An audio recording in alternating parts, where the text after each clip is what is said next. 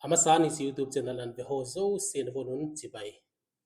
Dunia hin holim pidi wile Colonel ngam hotin thang sitlo NG sitlo retire ahin ama hi emite ladinga Churachandpur district apana direct entry masapian jong hin June 1979 kumin Indian Military Academy ana pass out in Bihar regime na commission in anaumin phatsom khatjovin intelligence corps ahunglunin Northeast thing noi ho adin Manipura ukeng ni ho esan ho le emi thing noi ho la hin exposure tam ta adanazin abanin Indian peacekeeping mission Indian peacekeeping force Sri Lanka jong posting ani khain experience tam ta anazin abanin ukeng ne thing noi ho amaho galvan chona ho lang le amaho supply lines ti ho jong exposure ananazin research and analysis wing kiti ro azong ana posting khain na to tamta na naisin abanin Cambodia azong anomin abanin ama hi thingnoi lang adia galgu bolho lang to kisaya hi head gil na thu ta ni hin ama panin head gil na ho le nampi movement mabanding ti ho hi aban bana hin ki holim de hin to hin ngayuti ama to nampi level le Manipur chung thu ki holim na ki pau me sa tu ni nang to hesi online platform a holim the ni ngayum zen ki pau min in lang suti chomcha khong le lai ki mu thei pon nangin headquarter viang nan ti le ke district headquarter tu bong headquarter la kan ho le ki mu mo ke jen IPP zong le san ki pau min na ei mi te la ding in mi veton thei ta khat jong ne hin tu chung in lang khong ai ki mu thei lo wangin si online platform in kyolim na ding in ama se pensa nang le nang khat self introduction hin bolo mi te nan het hin adin nge kem ka ki pae mon tunai dama kum tha chibai tengle iga ki mu thejan ki pamin pathenin dam nei pu hen lang na yo nong pen san jo wa kham tha na mu tengle ta online na chi pitai YouTuber ti de ha so nong bol pa ka sa nei tu mila them khat ga ki se mai le themoi educated dom tengle exposure ni dom hoin job lai le Pakistan holama kase sin nei pon YouTuber ho khu atam jo khu they are highly motivated in the wrong direction kati the ham je chun so we have to be very careful ya chun no them khat exposure ni mun chum chawa kol le wai to kum tam ta tengle sipai lan hon them khat you have got a broader horizon to keep up yem kasan tu hi an la kya pannan ke introduction ha ke I have got a very simple life bi ma cha introduction jo hi thu pi ka nei pon cha hi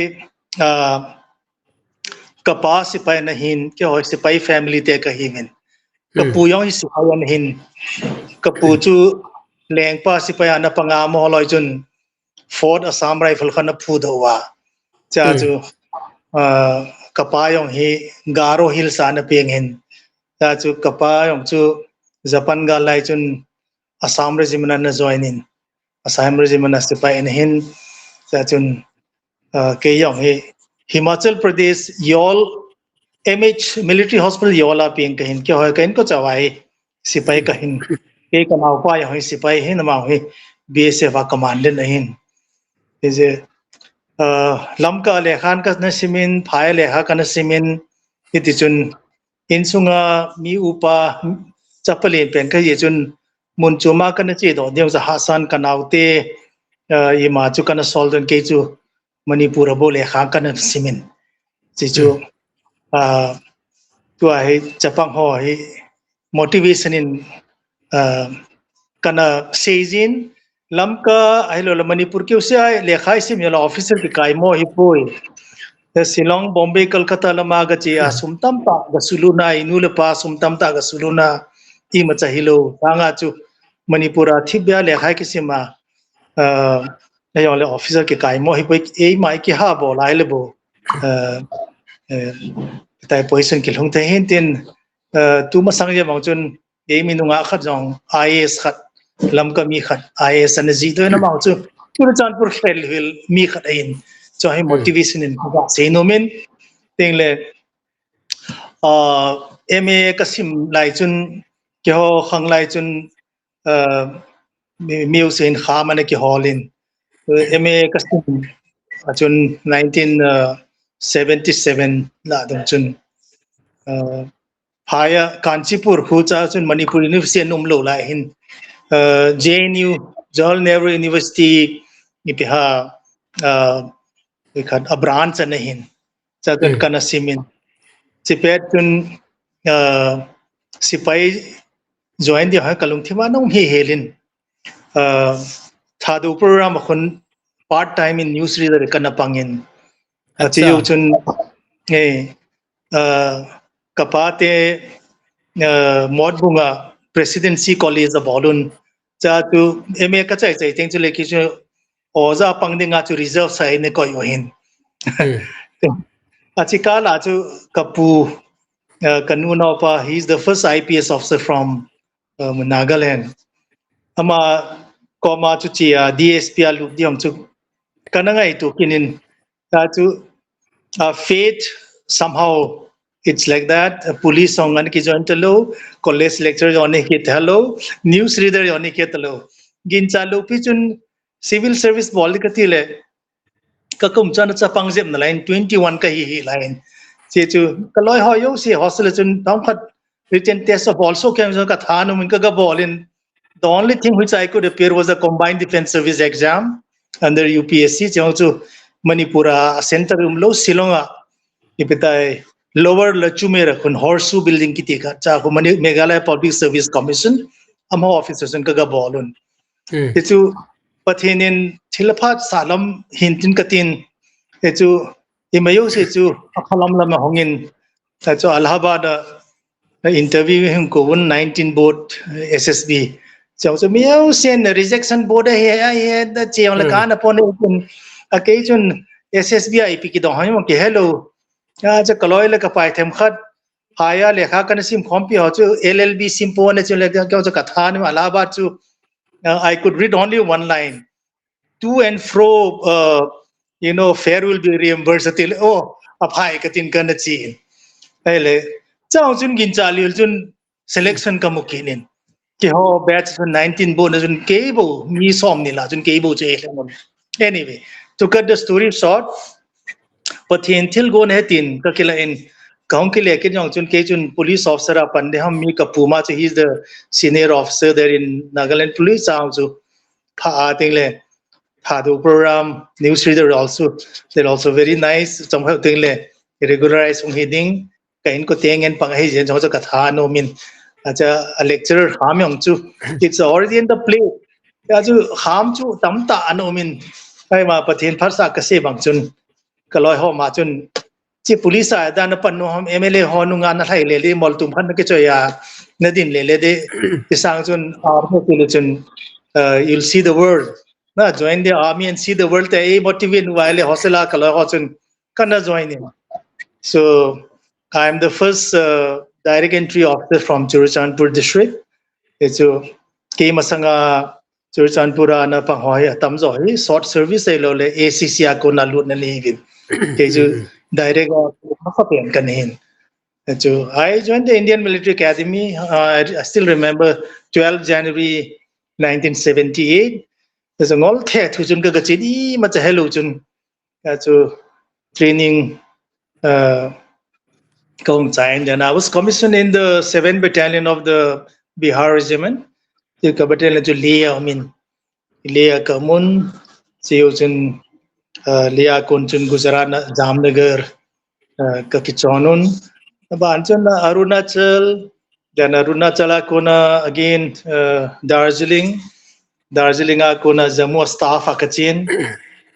Jammu Akonchun again, Nikana. Sri Lanka kabatlen kaga join in Sri Lanka operation kaga jagun asi uchun ki ho sipai pan lai chi khanga chun Manipur insurgency ha lai ta hin so the Indian army they have a problem in interrogation because iho Manipura Pao hello ji uchun. They want local from Manipur to come to intelligence corps as a interrogator. Hit is un ahongle len. Keita kaloipa ka batchmate mama General Nishikanta keini hi kanachi hon tijun kana join pai payun. Taju from infantry. That's how I joined the intelligence corps. Tajun intelligence corps ka join jo chun Silonga Assam Rifle deputy sena ka chen deputy sena ka che yo chun ikada ke ho intelligence unit IFSU detachment hat command ka bole jo chun Delhi army headquarter MI25 that is the only branch of the military intelligence directorate which operates source na cha chun ehlem cha chun north east lam table kana tu in cha kon chun unit commanding selection kamun cha Dimapur 3 corps intelligence unit command kan volin kan vol sunga ka boi pian chu tua ho su group hoi am ho a stipend you ai khat di hoi Hikum ba ha chu sar command na hi command na boli sorry 3 core intelligence unit command na bol chana itikum yan ha. Chihit, that was 2000 2002 hile kilomi my memory is also fading army headquarter rakona chu cha chu kana chen Cheong chu nasata there was a lot of what do you call controversy on that ye chu ke chu colonel of the regiment pau chun Kolkata Eastern Command IS group commanding selection a ball hen ai wa chu ke chu kachate college kai ji chun sir ke peace station akachil kachate I cannot shift my children and plus there'll be a problem in what do you call shifting my family kati ji chun cha to feel hello le kachi no pe kata hol while ana na chu Dimapur chu na vacancy ma cha ji Dimapur chu kachi hin chong chu Dimapur kachi go na le IMI directed ma ma chun chi cookie officer khat hi cha command di po ye chu he is going to deal with cookie insurgency insurgent Nagas Meiteis Pangal all sorts whom he has very good association ai chu Assam Rifle akanum ji achu ma ha bonja ki pina ma afit po eti wa my posting was delayed and then luckily MS Bransa MS Pachu General Kanwar chu ka uncle pitai Mr. P. Gangte, IPS. He is a emergency commission officer. So Fort Third GR nam hinji MS Pachu apa chong so Fort Third GR nam hinji to a general pa hi ka uncle uninam lai chu chapang neu cha hindi chun kan ke he khavin. Tele Fort Third GR ma chu Turisan pura ka in kom ta nom ji chama chu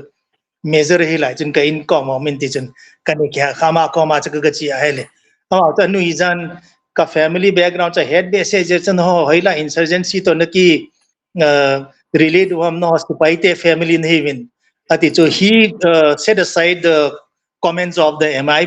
directorate. That's how I got posted to Dimapur. So I faced a lot of issues even to command a small intelligence na chitamang chenti chinkana command ji uchun WWF that is worldwide fana deputation nasol kenun as a deputation agagachin deputation akachi jauchun I got selected for cabinet secretary raw cha aku nachu raw akalut pai pai hen adang wang chu Rosu post retirement amelo le during service a deputation am sir. Kaya chu ikat hiti hicho Assam Rifle akom laya chu there was a operation called Operation Golden Bird. To kum somjo he taja frankly I can talk about it. Nidanga chu choy ki sei thelo hin.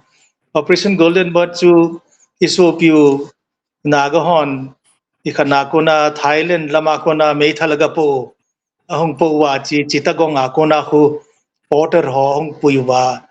Manipura hong go teacher to sim to hin ke Assam Rifle I was the only intelligence officer in Assam Rifle pele cha raw commissioner pa chun ka DC pau ko ma chi major sit lohi kamang chan no me tin ele ka DC pau chen la ga ko pin ta ka ga chi wa ele a route of follow due to me ma ka ben wa ka cham phai dung ga chi vin ka ga ve vin border cha chu ki dang ten achi a route kin mark ka bol chu ang follow ta ta na chu so that's how nasata Assam Rifle plus the Indian Army chu mo chun ambush bol wa nasata chu mo chu iputai disseminate ki bol hin cha chun the raw commissioner pa chu ke pa he yeng in knowledge to assessment plus the way you conduct operation on ground I'm really impressed in that I was recommended for a VSM but gumguma ke I got only a chief's commendation card still I'm happy at least my efforts have been recognized chachun pitai ama he tu akasi pa he I mean just say dang katin Delhi hong posting chun cha army nom sang hin ro hong le chun you can serve the country better with your knowledge and experience atin kyau chun katha no min aphai katin de chu kadam thelo to ito it'll be better katile so army headquarters they don't want to release me selection chu kamu zo ta hai wa chu they say you'll join only on the day of your superannuation na yeah so I was already selected but I had to wait till the last day for example I retired on 29th of February na 2012 and on 1st March I got the cabinet secretary so yeah so I wa chong chu kasi chu I'm really grateful to God Museum na phalama guide in the bowling chi ro ka join yong chu तारीख सोमनी लको February ची कुम चु leap year अनहिन 29 का रिटायर तारीख खना का join जी आचु as per the DOPT rules के service break अनुम लो वही चु या तो break हम लो जी आचु army officer ची रो आची हॉला आला चु senior पे ना का पंटन जी चु कतोल में उसे तंपे नहीं चु ची का boss पाचु joint secretary या IPS joint secretary also they just got about 17-18 years of service na ama sanga chu katolop tam jama chu po ya boy iti da na katol na tolop nang sanga ke sanga tam zo am tia the personal brands asa do aile they gave reply that this Colonel Sidlo is joined after 34 years of service and without any break he's joining the cabinet secretariat ya chu you know with a pay ban yang chu pay ban ha 14 ha something ke hong ke chen 13 14 something like that chi a chu a tolop to e khat ho chu tam zo te chong chu ki dang ta nahin ha bala min na tin na ti chu chan chu ta no introduction chu saw be se ta ne ting le ho he sir introduction apa ken jong thil tam ta kan mai doin hitin iki holim na hi interesting jeb ding san moirang singzu win tin hal khom le le tin na inchanan se chu nang hi 7 Bihar apan a commission na hi na 7 Bihar commission na hi a iti dana in kora hu deputation lo direct change of arms na hi jeng ham hiti chu ka se banga chu chipe na chu Manipura insurgency na ho len tin na so the army wanted officers from Manipur so amo hin MS branch akona Manipura kona officer ho in core join no mo maile acha ati eta chu vacancy hu mai chu basically they want person for interrogation cha chu if you recall lemu khonga hu nidanga chu tu ai ta hi a ke ho major chan ka hi lai wa chu if you have to be posted in Manipur then you have to undergo language kader na. Hmm. One you have to learn Thadu Kuki, and the second is Metilon. Anh hi chu chia chu ai chu atam zo chu Thadu pao tho thei chu you can talk to all other non Nagas na and some Nagas also, and Meitei to the rest of the people from Manipur you can talk in Meitei Lon. Chia chu chia de any language kader here no maintain. Chu chia chu interrogation about the boy be se wa Manipuri officers ane dei hu chu. Cha chu ke to general Nisikanta ho kana chi hona cha chu kan pai pai hon ta chu. Ale General Nisi Kanta chu na course met na ama Eh. hi tu chung in lang boy na hong ki panin zong Twitter na active le zeng in ni ve ham khat attack ka bol le in blocking ama hi very morally corrupted person danin ka mui na sir a unity mama ama no yam hua pa na zong e santi a hi to se si zong le kho dia ta pon guest room al hunga na lieutenant general khat lom lom guest room al hunga guest room adal ha chu a towel ho bed si do bi pyo ki po do eta he uma hi chi allegation chu actual allegation na ita zo zo ki se hilo a unit chan ge a om na chan ge he later ki thon hili kilomin abana tu masang siliguri kan om la ya zong e sante mama time scale kernel khat ka koma hung intin to apa chu a sei siat jingke na course mate nisi lieutenant general retired nisi kanta anoble lungi wala iti ulo ha sugunu ahung kete gen kolanga kuki sepai ho kuki nam sepai ho aume sugunu am veti tawa ho Twitter a hui pipyam khana zia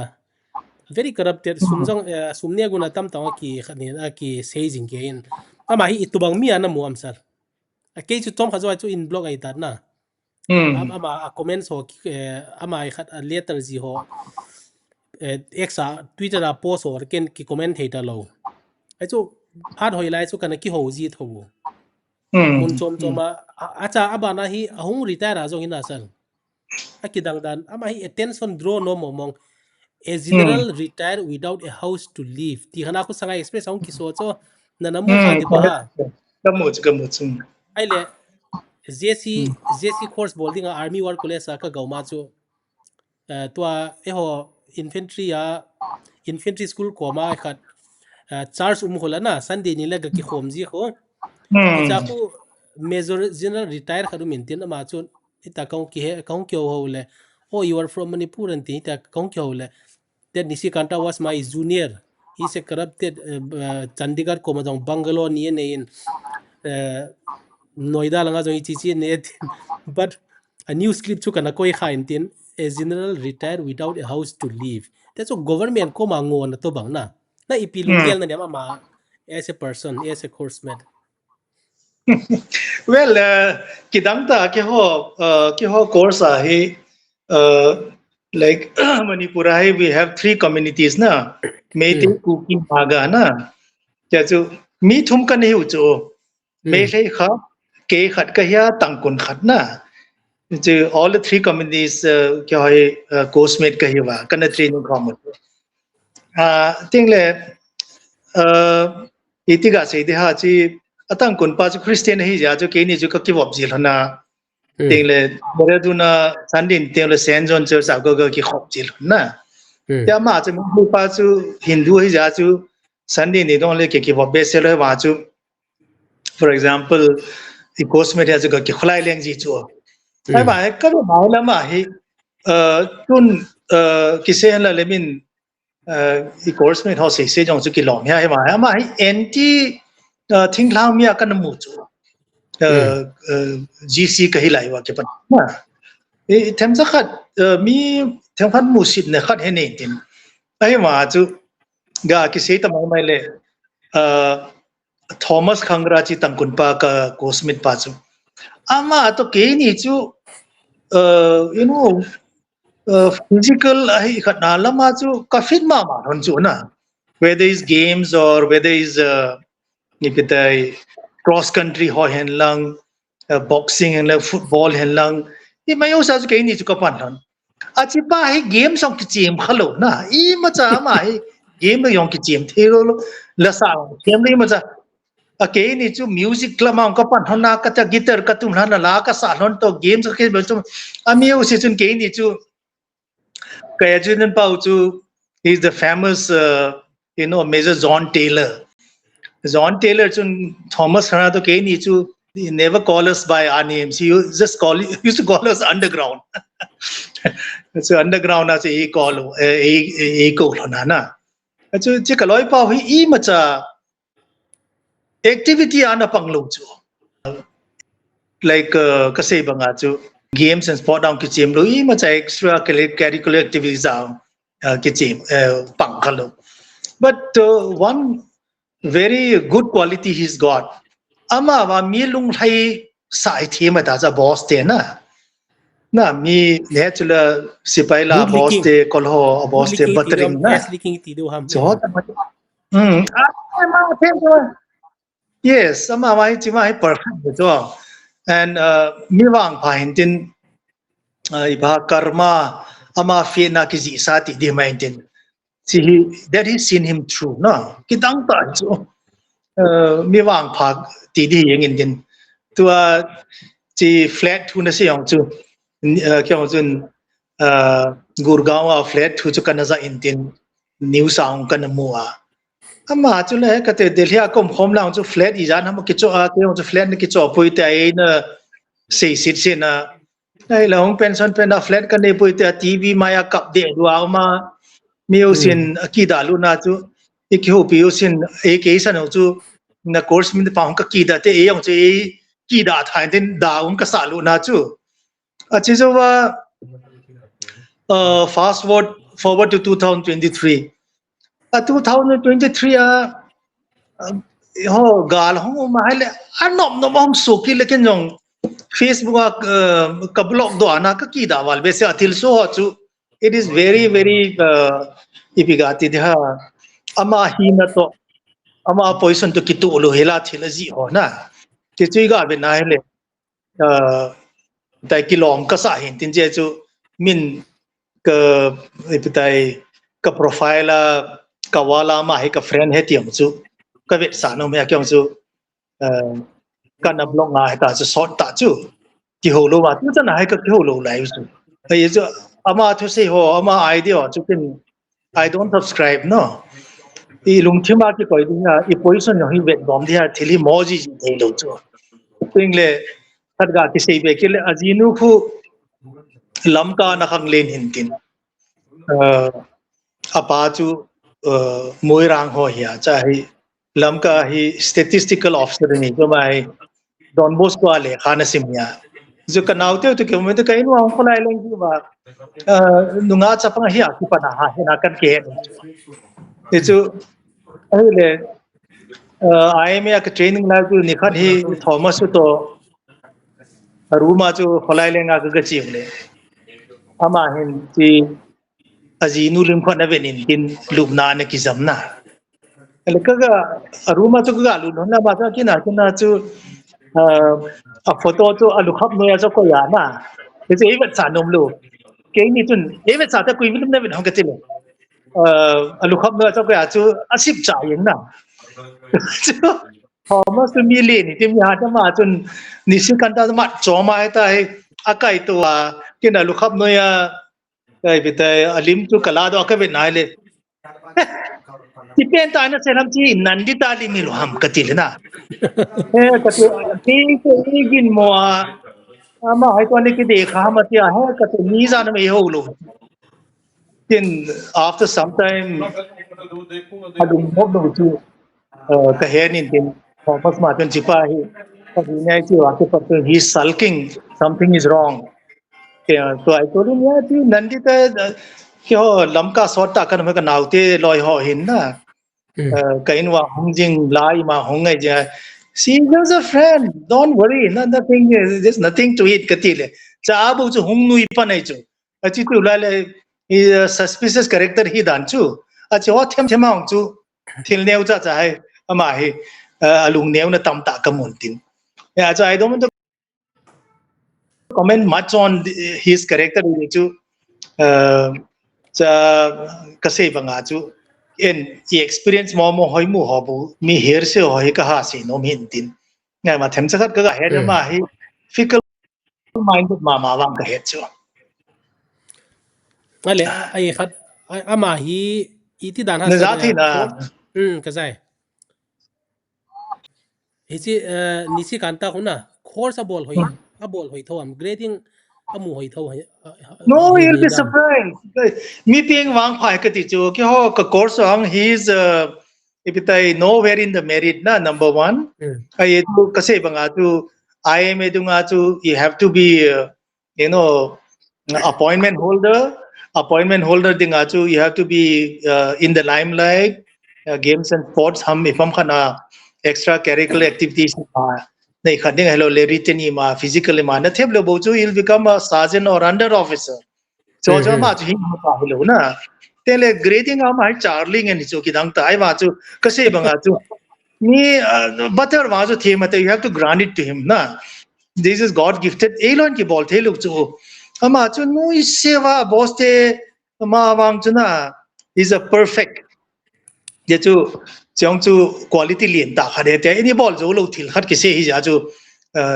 ma chu you have to grant it to him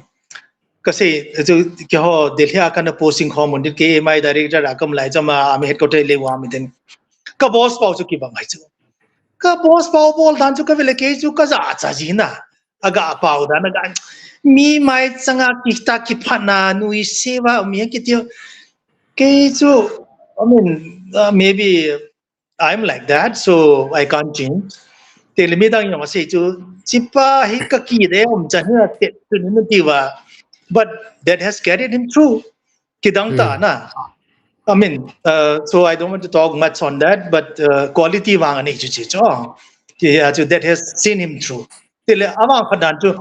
ama ai khateng chu le vacancy hum te ja de chu in kora nidanga chu lieutenant general anum lo chu. Na e chu ama major general ka yu wa chu chi lieutenant general post chu commandant in school chu lieutenant general hong ki ikhat na. Cho karma ai lo li ipita mi wang pha he ka ti chu hung ki to che che na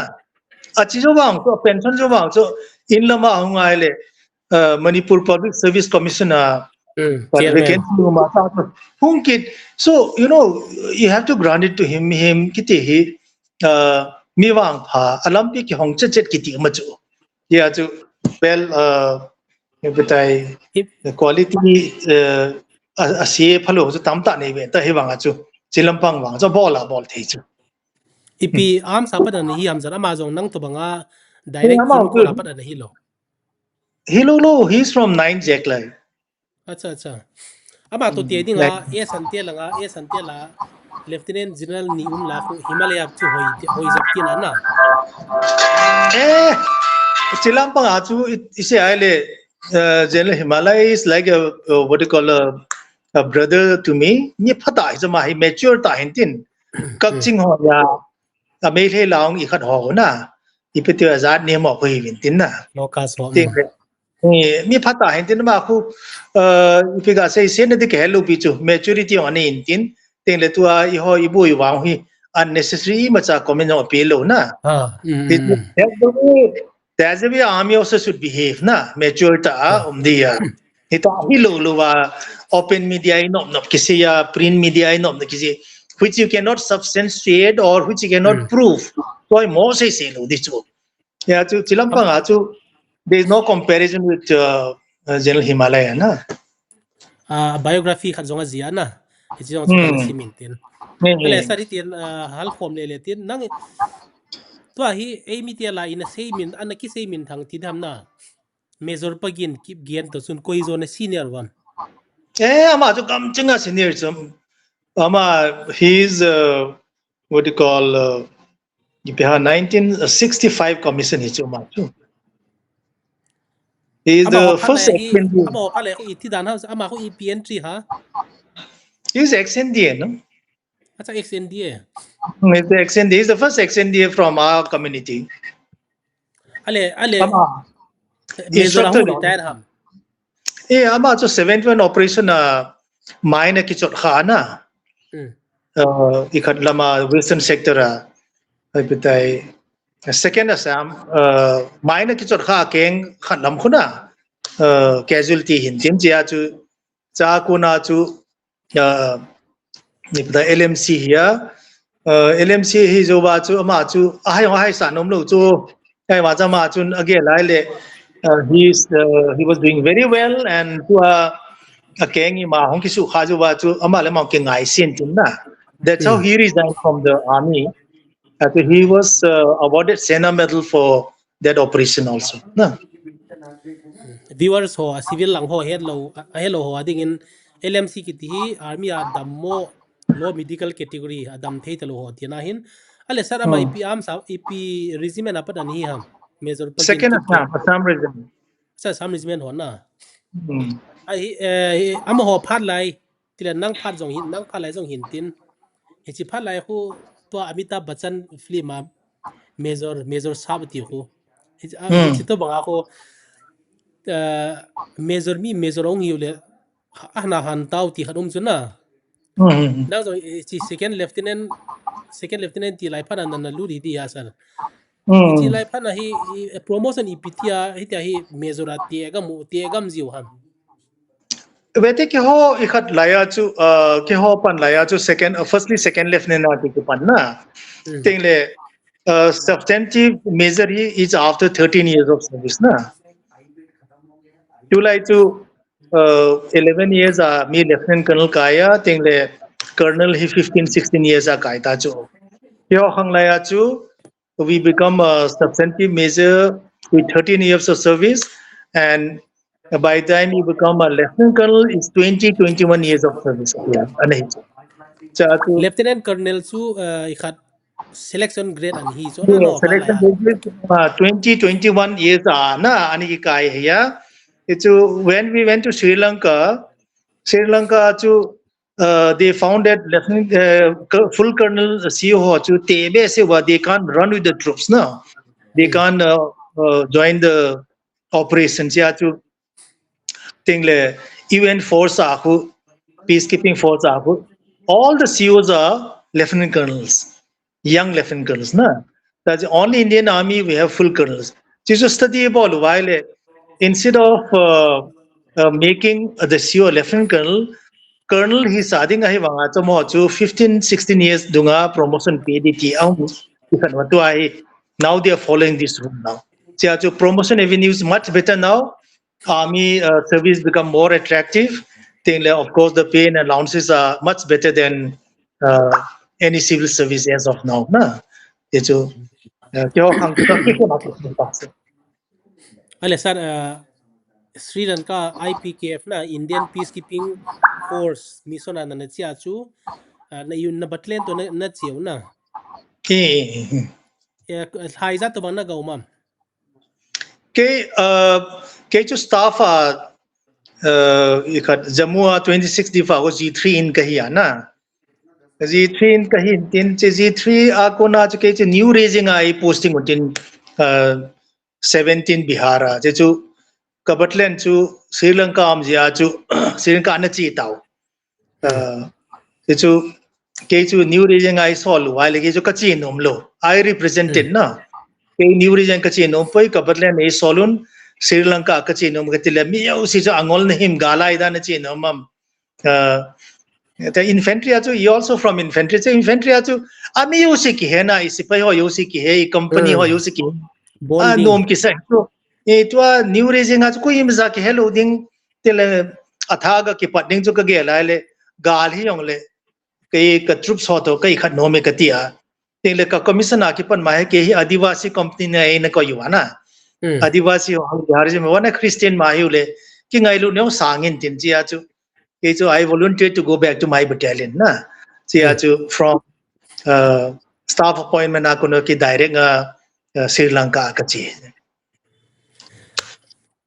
sir achom lamin na experience hal khan hin se mi pi te na ngai nom diu na Sri Lanka mission hi na min thang ma in e mi te officer level hilowa sepai level a jong aga chia aga lu experience phata an nei au min na ngai just in brief okay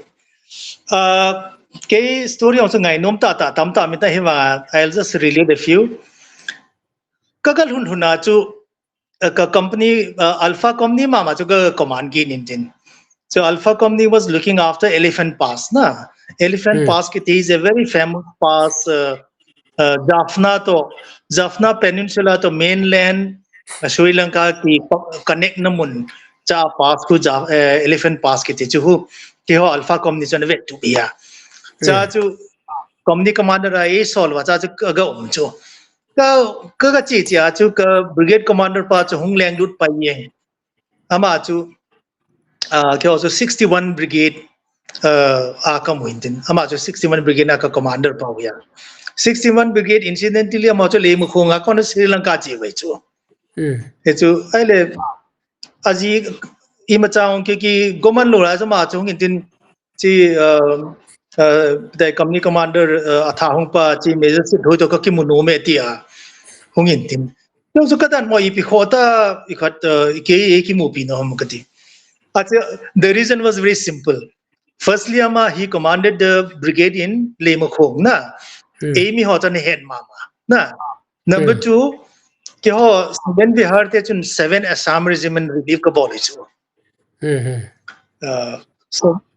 kilo ni chia chu na 7 Assam ho tan kilo mama danu chu mi ong chu benet po an sut wana mi ong chu jem wa lo lo an bol le ya chu hong in interview bola introduce na ki bolin tia introduce ko ki bol jo ba ki pana chu beti sitlo you have to be careful no kuki hoi mi ki lo nei win na tu ta chu 7 Assam ho ni ki tol to hin ka tho le you better behave na no he ke patai le mo ho kanomin kan head ma hin chi ho hi na company ho adivasi company hin nang na chi thelo le boy de hetia kyau yes sir kati ama chu kile kitta achi do zo ni thum zo wa hi LTT 10 ka kemo hong ete go chu ka kemo hong ete le mi sipai ho ka JSU ho senior JSU ho bona chu mi kin unit ka da la chu Arunachala ka da la ya cha kani head ping yan chu hi achama ta thanom thiu ai le yung ka phenwa tu ken jong amase pena tu mo thal mola hi when amase penin motor na kyo company asu detachment khat section khat mai chu ATM and motor chu illumination round ka masam kati na illumination round ka mun very like jan chu illumination ka mun nang te chile namu le bo ka mun hello le mo ka bin kati chu acha illumination round chu ka bu wa cha chu kamu mu chu ka ai le JSU pau chi motor khat pa chu phur ve sin tin chi machine gun nei lo le rifle ke kap chu effective hai ta AG round hong kap ta chu ai le ke AG round kap yong kati lu sama chu AG round hong kap hai le you know no we are from infantry motor round ko achars dum ju ya arrange maya na echu jana to change over from the illumination round to the HE round achar chu anakoi tamje muham ke ho paranthan kiti kilonji komta ka company pochu chi khelje ma hindu to temple khatna chi chu ka khauta chu ranging me sam lo bana range jana chama hisa ma tu elimination round bana chu HE round ka maile achar chu chars 1 hum 2 hum koi 3 hum koi aile it overshot the target and si hindu te temple umsun sun jo aga kap sit katte jo jinga chu hindu ha se chu ki jonwa brigade headquarter ha ga complain ke ha ke chi hum ko tawe ke yang chi hum ko wa brigade commander pa chun aiti adani ma sata ki hunga warning ki pya hita bi chu no ma aitia kin sir amoni hung ka masal hin kin ka ka bi lo hum na amoni hung ka ma mu nai tul yang phenwa chu ki hon thal jong ka tha po we di khat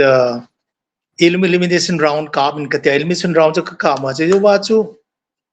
ka mu tu ka bo hin si by mistake HE round ko mam ju it happened to be you know this thing katia kase le bichu adi ta chu jesu pa chun abol mong ya ma chu as a company commander I have You to can't blame. I can't You can't blame, I blame have your to take JCO. so I said, sir, actually, it's not the fault of anyone. Each round to ready saki ko hi jisu sipai pa load ball pa chun na each round sa ball kha hin cha chu hiti che katya hai kate brigade yaspa sa luhan lu na chu zan hita ki morning ki pya no ku ki hoi mi phalo ne katya ei sab se del na anyway that is one experience okay cha chu I'll tell you another one kyo hai every morning we have to go for a ROP na che elephant pass we have to open kyo company achu platoon khadis one platoon is on vehicle mounted QRT platoon goes on foot checking the railway lines and the road right up to elephant pass and back na and one platoon is guarding the company post the COB ai le ni sia ki ji phana chu thil hi ni sia bol ting le yong careless ki chu na me jing ka chu le gari a chi ho to jing ting le ke nga ki chi ho jing ting gari ki chi ta cha ting le ani thum ni a chu race ki pya company guarding a chu ta ki bol almost hot thing chu le you become very complacent na Complacency always there. always there cha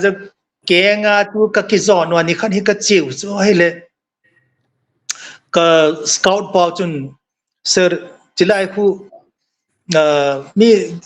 the jungles in Sri Lanka is quite tricky, you know. Iholam tabang hitalo so it's still very thick. Ama chun sir chilai pi khu athip del dulin na kaging moi ti chu. Chu vacha hamlo ni ma cha umlo na. Ite athip do chun mi ki sel khato ma matia. Lekin yong I ma cha kho he nothing will happen. We are going every day. Imachati pon de kati so. Kaki zono gala ko yung kamuta chu and pite LTT te chalak da no chu amasa pena chu officer kamu abana chu radio operator kamu chu. Kya chu officer of hot dan rank be chong ki bollo te le koi ma chu radio operator koma omnom lo na. Hey chu mo he abona hai rot and training and bol ya India kya chu radio operator koma om chu JSU he lo officer hi ti train in the ball jam hin sniper hin amasa pena radio operator ko mamu cho ka masari cho na achu amuta chu ale luckily e ate dia casualty chumlo so we are pinned down no short pa jo cha ke pana chu we learn a lesson as a ke chun abai lam lama ka tia ka mi as a young officer lung thim yong tu chilai chu chum be hen si infantry 9mm carbine silencer pa na so chihu ka scout ho ka choice Carbine so scout pa na choice ay chapanin pa no sir. Okay so for the viewers hello the hodinga to infantry he carbine 9mm 9mm carbine silencer ma chu chu scout hon AK-47 choi chu kala pe achi carbine silencer hin ki choi diu nagin momo chu na kap diu na that is the only safe way to go because Kilonichi area so we are the only army this thing police lo administration lo ima chamlo ya chu kya chu ka ki jot sin chu le a scout ten chun chi 9mm carbine silencer ki choi hona in hi hen lang thing phung hen na le again momo chu brush kha ka ma ka ki jot jot ngui chu cha chu ai le adivasi ho hi mai lo ho e mi ta bang bang pen ka chi chen la ma chu kel cha ka diu ta bong ka diu ta chu ni se chu le sa ka ki hon hon yeng wi chu e chu ka boss pa nong head do kina I pin bol ham cha hi ta hi gal kisan an hon san ne ne yeng we ti wa na chu kalangar commander pa wang chun hung in sir sa kap ta po te hello wala masala yo am ta po ye ti so these are very interesting thil neu cha cha na pitai company danga thusi mum khalo ki ho kawar dairi wa hu ki ho unit a choi use ki din khat ve kasim kha kan wi li di chari chu I'll tell one more episode I'll tell one more episode ka brigade commander pau chu 19 Grenadier stay location achi chu ahungla ma tu LTT ho to the Tamil volunteers ho na elo kiti ENLF RPLF kiti hum eta wo cho Indian Army hon train ke bola cha ma ja ki kap to wai to ki kap to mi tam ta thi min ji ja chu ahung na di lampi chu brigadier pa cha ahung na din lampi chu lai chu an ki kap to ji wa chu ke chu anai pen ti wai hung ko wa chilai chu area domination dinga na e so to chu ta chu pi la pa nga chu e so lu wa le e ma chang ki ko man lo bu ne di kon ta hum ko wa so we just rush so that place tu chana hai I think it's written in the history Paranthan Junction na cha junction na ka thunu wa chi hon kui ma cha to dem lo wa ban cha chu ka chi ka yeng wi chu so that also is Bihar Regiment Journal la ho chong ho ki zin din so ke ka chen lam na chu incident khan min din chu abo ya abo pi jing chu kite min se de na ka bol le ti dan ham ki halo to ake nalam na ma chu thil khat boi jing in tin brigade staff ko nei boi pila ka CEO pa ko ma chipa ma hoil ma cha ki sol ki te ponte achi nalam lam thu boi ati ana chu paran than jang so nang chu kat te yo ka company galai chu mi som ge dung bo ki chu na mi som ge chun he ka te lai chu ka kap che yeng ule a bon wa chu jamu wa at least brigade staff could come back safely na ai ma nang encounter khat na face khalo na sir tha ki mati hon na face khalo oh chu khat ambush e bol now chu mana but so ho chu amho mi Sri Lanka dunga ambush ku shot lo chu e na nga wa akamu wa magazine khat dunga ka yo te jam mang de lu na jo te e zo chun ki de la hin ti ho Manipur lam ta banga sa ta ki kap tu om do hin tin so chu kana tu khana chu ki hong kabatlen wa mi som ni le sagi jen thi ana Sri Lanka is a what you call a very bad face for my battalion also ni ran thi chu unit khana nom be sel le bai chu wa na sei te la kan gel do khat hi ke unit na sir 68 gor khare first stage an khavin injo na sei bang chena khu asiopa to kilhon jing radio operator ji cho na radio operator pa anunga antenna ta ki veilung lung khu pa na rpgian ka mule radio operator pa khalwa asiopa colonel baxi kiti ke o unit hona ama chu khan tin 68 year te tu sim chu ge atasa khacha ki botalo ti khajaw no min abana to na chi le na wa gan chan na tha le lo nan sei le tu chung boilaya e sante khoi halo le agan stew kila kinne ei kho hu halo le igan sa zo sio la kinne ti hot ti cho to hu bang thim di hin loin no dai ni wa sam lo na iso intin abana enzo anan sei la hi viewer stadium akan hil che di khat chuile HE na motor HE ki ti chu high explosive ti na hin mi thi na theidi aban le illumination round ti chu jan lai long ki ka ma ang ke kable sun bangai te wa jeng ho ko hin aban ROP ti chu le mi zo sian hen hin tuin jong text kila na ROP jingin ele ilang so hilang hile sir nang hi tian hal le tin na ho family na enjo na right up khat kan sim le no family hi epiti ha mi te la dinga khang lu tian ana sayo khat zo tu chun ka itin ka hemil ta na mi min syllable thumun ke min chela hu mon lian thum na ngam tin chon sei tin ma ti dan hai te mi thumum ya na nga hi ngam kho tin thang nang namin syllable li na ale na chapa hi lal go chung nung mang asit lo chu min hit le nga hita na chanu hi song nun zo jam iti ha na putia jong hiti mama ha mai lo ni tan na chi pi dana ko yo ham just curious well ke hapoi chi ke ho family a umdan ka gelin ye chu nidanga chu house te family hi aminu yong hi themkhat saudom thupi dom ane ki sa ye chu khochaga ho mi ho hi amin apojo poite wa min no chi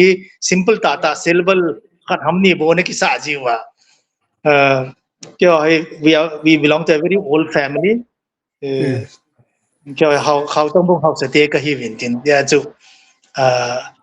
ที่ตาจูอันนี้กิสาดานินที่ไอ้ exactly ยองจูเก็บปุยนะอีที่ด้านที่ตามาไม่มาจูตัวจะ point นะน้องบอกอะไรเลยกันที่มาจู very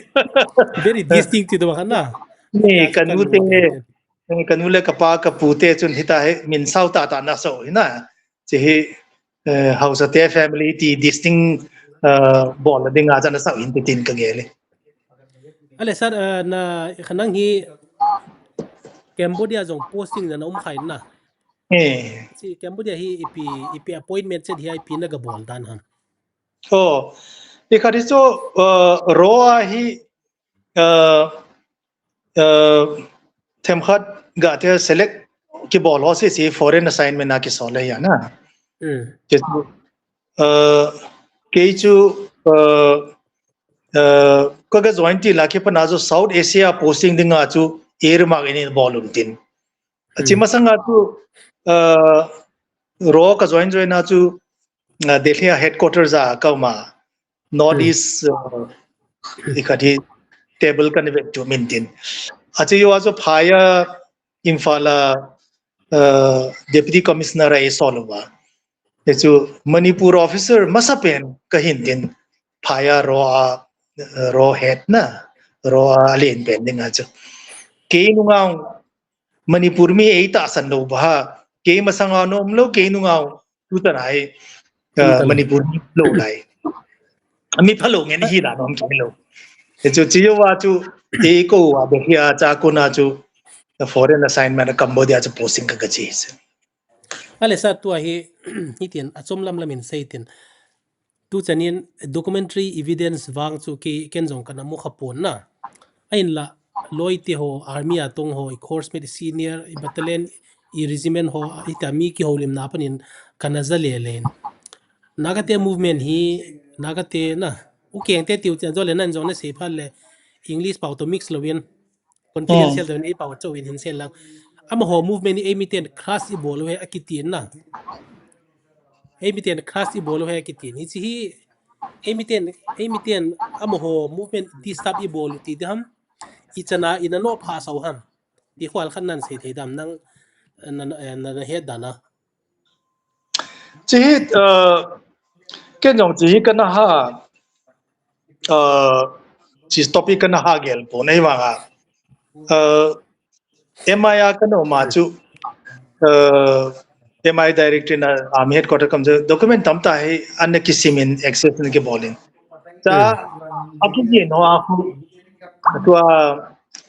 จีเสียหัวนะโอเคเนาะอ่ะให้ independent state หรือว่าเลยอ่ะให้ความคิดที่อีมาตักที่ดังตาอ่ะon ground นะสิเลยยิงได้ไทยเลย independent บุญงานที่สิ่งไว้มาอะไรฟ้าจุอ่ะตัวอะไรเป็น flag ให้เราไว้ constitution ให้เรานะที่มัลที่สิ่งเลยไว้ซึ่งเลยที่จะว่าสุไปกับเป็นส่วนว่าตัวอีกขณะที่ cabinet secretary นะรออักลุจะว่าจะ document ทำต่อให้ North East มาคิดดีๆอาจจะคิดว่าเป็นอะไรเลยตัวนี้คือจุอินสัญญาขณะอดีตนะที่อินเดีย government คิดว่า raw te policy ขัด group ขัดที่อาหารเบสมาสังให้ group ขัดที่ support นั้นที่สุด name จีนะจิตตบังเหรอที่อาจจะที่ว่าให้กลายเป็นจนนาเกลน่ะเอมี่ว่าคืออมหัวลาวปังละจริงเลยจะอีปตัยอามานิปุสุงาคิดดังตาเอมี่มหากรุ๊ปมาปังหุ่มเศร้าสบายจู่นะจอบางทีit is not a coincidence ที่ plan ที่บอลลงตามตามไม่จู่ที่อาจจะ group kada hard base masanga ya mo isu niem na dingai government jita bang policy na sata bol sia chu na sei chu document tam ta chu min tin ga code the yong chu hi ai chu mi official document he ja chu chu ho kon jo kilom lo din chen ai wa chu na sei chu i chan ga ma khen ham khana chu adi na chu umai chu mo Asumai ai dul ho tu som hi le amo to ai ithing noi ho na ithing noi ho hi gal ma phui na pangjing ve ti khani ke ma ta en jong young officer course le commando kan bol la ka partner pa na ka badi pa so 21 sf ho in tin ke ni ho to kol langa jong hi tin ka ga bolu ve tin ama hi sena middle bar hi so sena middle ni ve ni mo na so ita so okay 1 to 1 a chu proved ho but nang higher level an om zia chu hi cho ho ichan gya adi naw mam ti ho hintin viewers ho la imi sa te ne na dinga chu chu bang ka na gel di nai ke bol hello ai wanga chu ka se banga chu chichet hi abcd tia ki se la thelo na ti ko tam hian lang yo gam sung yong le ka se banga chu mi a policy chu group khat hat be se di chu ade lo tingu chele group ne khat chu provob ki bola mo ho chu ki su nem sa ki ti na ti bang chu it's a hat te chu policy subei thelo ham le subei nom lo ham asu be nom lo chu ai chu asu be lo ai le advantage tam zo khu itu topic sau ta hindi ji cho achuma ki interview ki lo cha ki sele ki sei den din ti mi khat ti khat sanga chu to alam kai pa bang khu hat nom le sa na tha diu ta that hen na le martyr yaจะ martyr so din je tha lo wa ko cham cham min dam lo na le te thi nan te ti wa nga ye mo na chi ta bang khu ma interesting ale nang hi ita asom lama sei ding sar i khate MNFT movement lai jong hun na di ta cho na na zau di ta cho na kyo japang kai na le ju cha chu ka na zaw lo pang na lai na okay ale ai interesting zep ding en har so jong le interesting thonan e mi te tua idin munu ale idin munu i se ma sen sar nang hi 3 core ina na nom la pa na hi su group ana ki sai nei ta na esi ahong ki sai na hi azine sis ti dam iti dana hong ki pan kha iti dana su hi iti dana hong ki pan ham ti nang ma het dan hal kha hin se yo chi interview masang yong chu kana seitan chi ka GOC pau chu core commander pa cha ma hin dasata study bola analyze bola le ho ade dia kuki group ho kuki community ki ti yang le atha do pau tho ho ti di mai tin so facts analysis mai di mu chu na ain sung apung phunga bitai thing no mi ne chitai ma hai mun tin chu in other words kiwana ini mu chu chu ma na sata hoi ta analyze bole chu ke khat we ko wa hita to isi khumin tin ye chu chia dimapur kom la ya chu chi yo thing no mi hoi ki mu pi de tam ta hu ji wa ke helu wa chu na record ji da ni ba chu ya jama chun I mean yong akse general daljit lieutenant general kamula lagi lo pen tin mama chun mi ka ve le kui ma chai ku ki underground pe nang pi hi alam kai na hi tin na ai ti sar ke ta chu i pi lam kai ka te nang mu se nong consult mi se nong ke u pi nang hi alam kai ni he tia cha chu ama policy ong chu di ka sa tu chen ho di ka sa tin economic problem ni je wa yo hi political aspiration ho hi clear be se lo na tom lam ta ki se li ki wa na hi nei ta wa chia cho ma chun mo lo hi ipa stipend hello le monthly ipa scholarship ta bang ki pe lang extortion hoi mo cho hi bol da leo cham no min te at least tengle they can be used against other groups na azo ka sei pian chu ku ke ke nge me le hoi lai lo le chi khat te ok nè họ cho vi chất san nè họ cho đi ngã chú ý có yêu wa ý mong ý mình ta tu on ground không tiếng lệ đi dùng đi ấy chú ya chú cái gì bằng ngã chú cái hong chú cáiนู่นwa chú cái nó bồi bị tên wa tu chân ya ni scholarship mà mua wa à thế thế sẽ aphalam cái gì lệ ý mi họ tâm tay nó phan họ phát trồng bị chú hay chú mi họ mi vai sẽ thế hiểu wa chỉ ta bằng group isi mi ole ki wa zo lu chu lam ka ho na se pa su ma pi zo lu che a chu ita government e pi pi ho ki dang ta pha chu mai chu mi tam ta na pha chu pi chu ya chu yo economically back of this wa chu ta bang ini yo he ke si pa ko wa chỉ ta bằng group ini yo min jang e za wa a phat na kin kam ta khe chu ya chu mo se na mo condemn yo kin as a army man di kasa base lo chu je na sata kana give up mo na sata study kana bol ja chu to ho ne ngai chu tu khanga chu na ne lo yo le midangin na sin mo chu kidang ta is chi it's a truth of life na ilo sa tua na sedan chu thing noi khat hiya tua khatin stipend ki pi ta ki mang cha le thi ti chu mercenary to bang hitan tin ale hi chi mercenary ki mang hon movement ane duty chu kon na movement chu accept de ham na kon na movement chu na sa dong tu chung in se le mai kalam ja thang thil se ho to hong ki zoi ton thimin aji chu government in hathlasia lo pe wa tolop pe wa hi government ko ma ki phin nai pi ane thei du ham ti kharum cho ngai dan khat na lungel ai ji tai lo dam tu chung a jong Manipur chu ke thelo di he du da he tia soyan kai ki no kho nang ma gel danian we ti hiti chu am ho position khu ve leo chun na ada cham lo wa ta chu akai ngai chu ti thil hi head team di human tin ting le ipe ha accept di thil human tin tua hi ob dan hi khat yaw chu ki ho private na ka ki ho dim na wa yo movement hi tua soi kai ho khun chi movement hi chi pi wen lang group chomin hi ho separate administration phate chan i khan hen la ama ni ki ho tu hen la ye chu mizo ten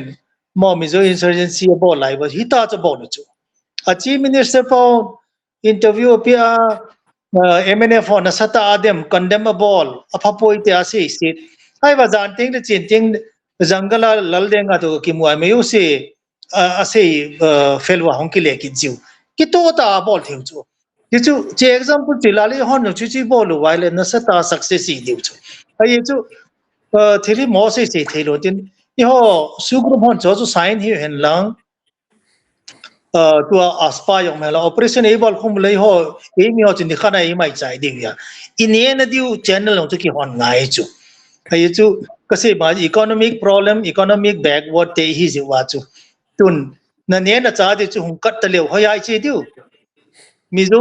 mizoram ten anchang ne pe di hom tolop na pe di hom na pe lo diu chu cha thil hi he them ngai chu cha chu mi mo se se di lo am hong chun achi pi tu chi pi hen lang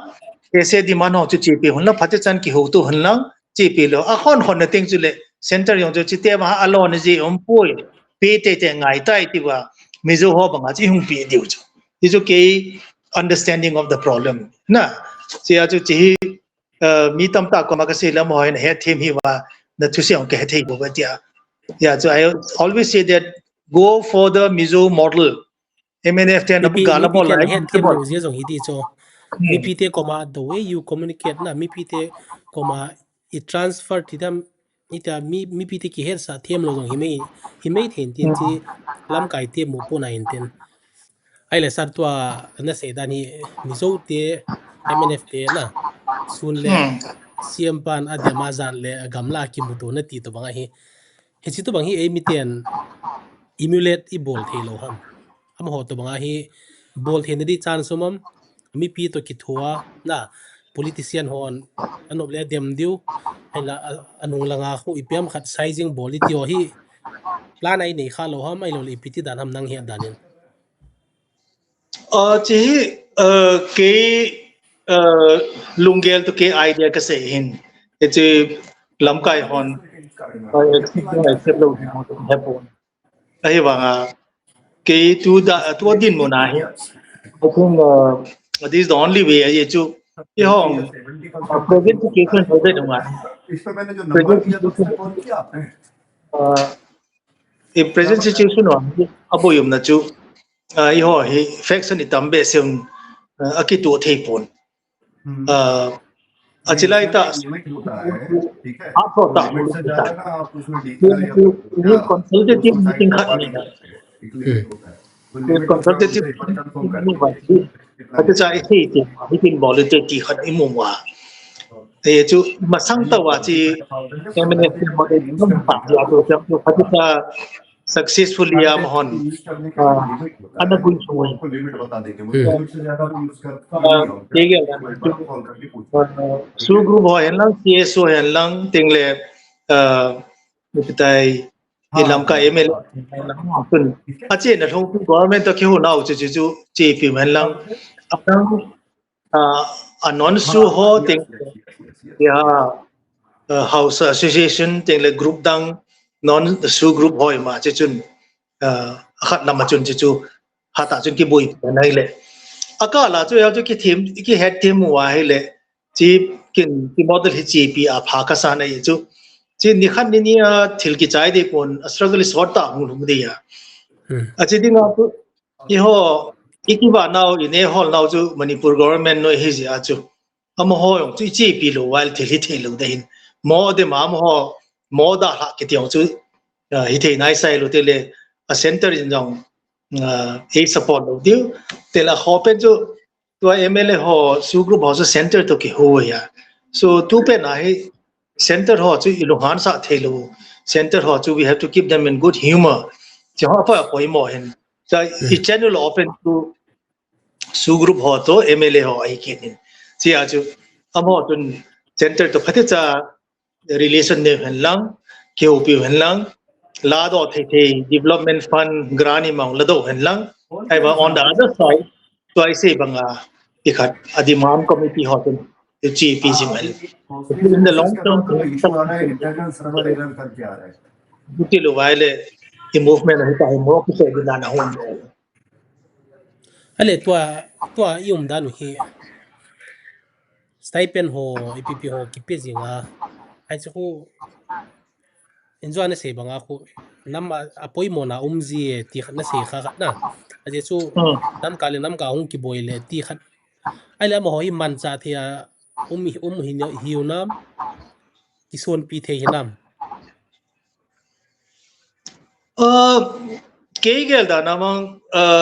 interaction neu cha sa ka ne awa hi miu se hi tu din munawang hi yo hi acho mo mai ki polo wai le e san te tu khom thei tap lo ding wang ha iki gel so ke win tin ja chu tu a stipend mo hoyong chun hi ta cho gel thu ya cha nang se banga chu stipend mu manwa patriotic hit lo le movement chi pi ta lo ding ti wa hi chỉว่าให้กับยิมจะพูดจู่อีกเห็นเทนเอาให้สั่งด้วยเสตันตินเดี๋ยวจะพอน้องที่สไตเป็นให้อีพีจันปีที่ก็มันอีพีเดียวที่องให้คุยฉันเรียนตายตินพอเจ้าเทลายสิว่าจู่จู่ปียังเดียวเหียของเกี่ยวเทนูนี่เป็นจู่อากาศยังเดียวหินตินจ้าจู่ลุงที่ว่าให้มีโอกาสวาง at least interaction ที่ตัวกันเนี่ยอยู่สิที่เลยก็คิวปีอยู่สินวางที่ at the end of the day ni khat wang chu separate nai ki po duty hi ki sei so ke ki gel so ke ja chu achi sumo mu manwa mo hogin moding helo lama ta san lo ti wang chu kin wang chi tu gelong ka gel num pon te le ka ta san pon e tu bon cha ke wa tha na I pan hui lung thema wang chu so ke hi me mi ke ki bang lo in a body language le a kam them lo a chei them lo tamin tin ai wa them khat alung gel the do mo chun jo hi ati cha gel them pi among tu name hall no ki akiwa now jo ne them pi angai ka sa ni hello tua hi nai jong ne se na group tam ta yum le le win group neu cha cha tam ta yum win ai le enjoy se u keng te e san te alien khat sunio na dinga niyo khat KCMT to banga hi e cho nam dang te to hitale to e ho nam sungye ngi azong khatte su be dia khatte ong kimang sa di tivela hum dinga ne gin cha nam aban le stipend hoi pipi hoi kipia kia ma uma hita je wa hi aboma government ong ki kap to diu le aboma khum sa to banga dana na muam nang ngai danin wete mon chi wang chu a hi di mong hia omyo mentin aberration pu umte dia itu overlook bolu ngai tin ai chu mi them khat chu gin mo the acha wai ki tiana le ta san the long chu umte ni hin tin ting le na sei banga chu amo cho ki khum tup ja chu man thei lo wa amon a cho do sa wa ko yong chong jo ho party chu umte ni chu ai ma ga gele tua i ho esa te to gal ahong ki pana chu akema om jo sia hung pot do wa thalong ki hung ki choi wa i ho lama hung pang so ke chu je government ni ma cha lo thei ni lo na cho chui ga ge la de a situation ahong pil hin dung zui na mong chu alung thi me hong ki khen tin ting le ki hong pang khom thei nan te ti chu ke ki nem na len pen na hin ai wa nga tu an se hong chu abul pila chu thil he ki pat ting le sa pa teething problem ki ti i me o se hum te ning ti ba om di mong hin i ho ka la nga thi mai hom ding i ho le hoi hong ki boi di hong ki tha tu diu ai ma chong chu lesson lin ta khana ki la wa ta chu lung la le la chu nga ka se banga ji goal post chu chon lo wa chi che pi jing le wang chu khat ve te wang chu chi i mu diu ti ke ka ta san len ta hi ale tua thing noi ho group tam ho hi aki gop home thina ding wa ipi option numam ito bang ipi hung hile hung ki ipi tila hung ki kom khom the di vem pupi sina seizien uzerman hi ama emite adinga alam kai pe nei tai na ku ki almi adinga adu dai tai tio news level ona sei khain iti ata inwang ken jong kamu pon ahin tam pium ho hi group tam pium ho hi ipitile ito bangin pan kila le am ho hi khat ai lo le ni be na ti to bangin ahu ki gom the di ven a chi wang hi ho a phunga chang a family group in hi ana so da tan den tu hai kum som thum na man chi ta chu ka se banga chu cottage industry mi ki wa na mi usen ana man tan tin te chu yo ni khanai health yong hi lo ya ai banga chu overall a hi ka se banga chu mi use hen tu pe na he lung khan wa gel so ke chu itile a chu min aki ki pon chi esan te to a chu min aki thei dem mo chen hom pi the hi ta lo ji a chu insa in lang ta banga ki ngai lu ta cho phazoi cheng le ki cheng hom pi the ta pon ti policy zo chu mi usen again hin tin ja chu yo chi faction tam me tia cha chu chi sei wai boi le chu hoi thei lo din chu i khadwa cha he ba one stop formula am lo chu hitin ki bon han le chi ki chai ti hum thei lo hi ja chu overall a chu bitai encompass i hui khomu wa chu i movement chu apoi mo pe na hin ting le kin ka her khar da lam ka cheng ka hi zen sa lam thang lam ti ni ki khenun ai wa nga chu kaloi ho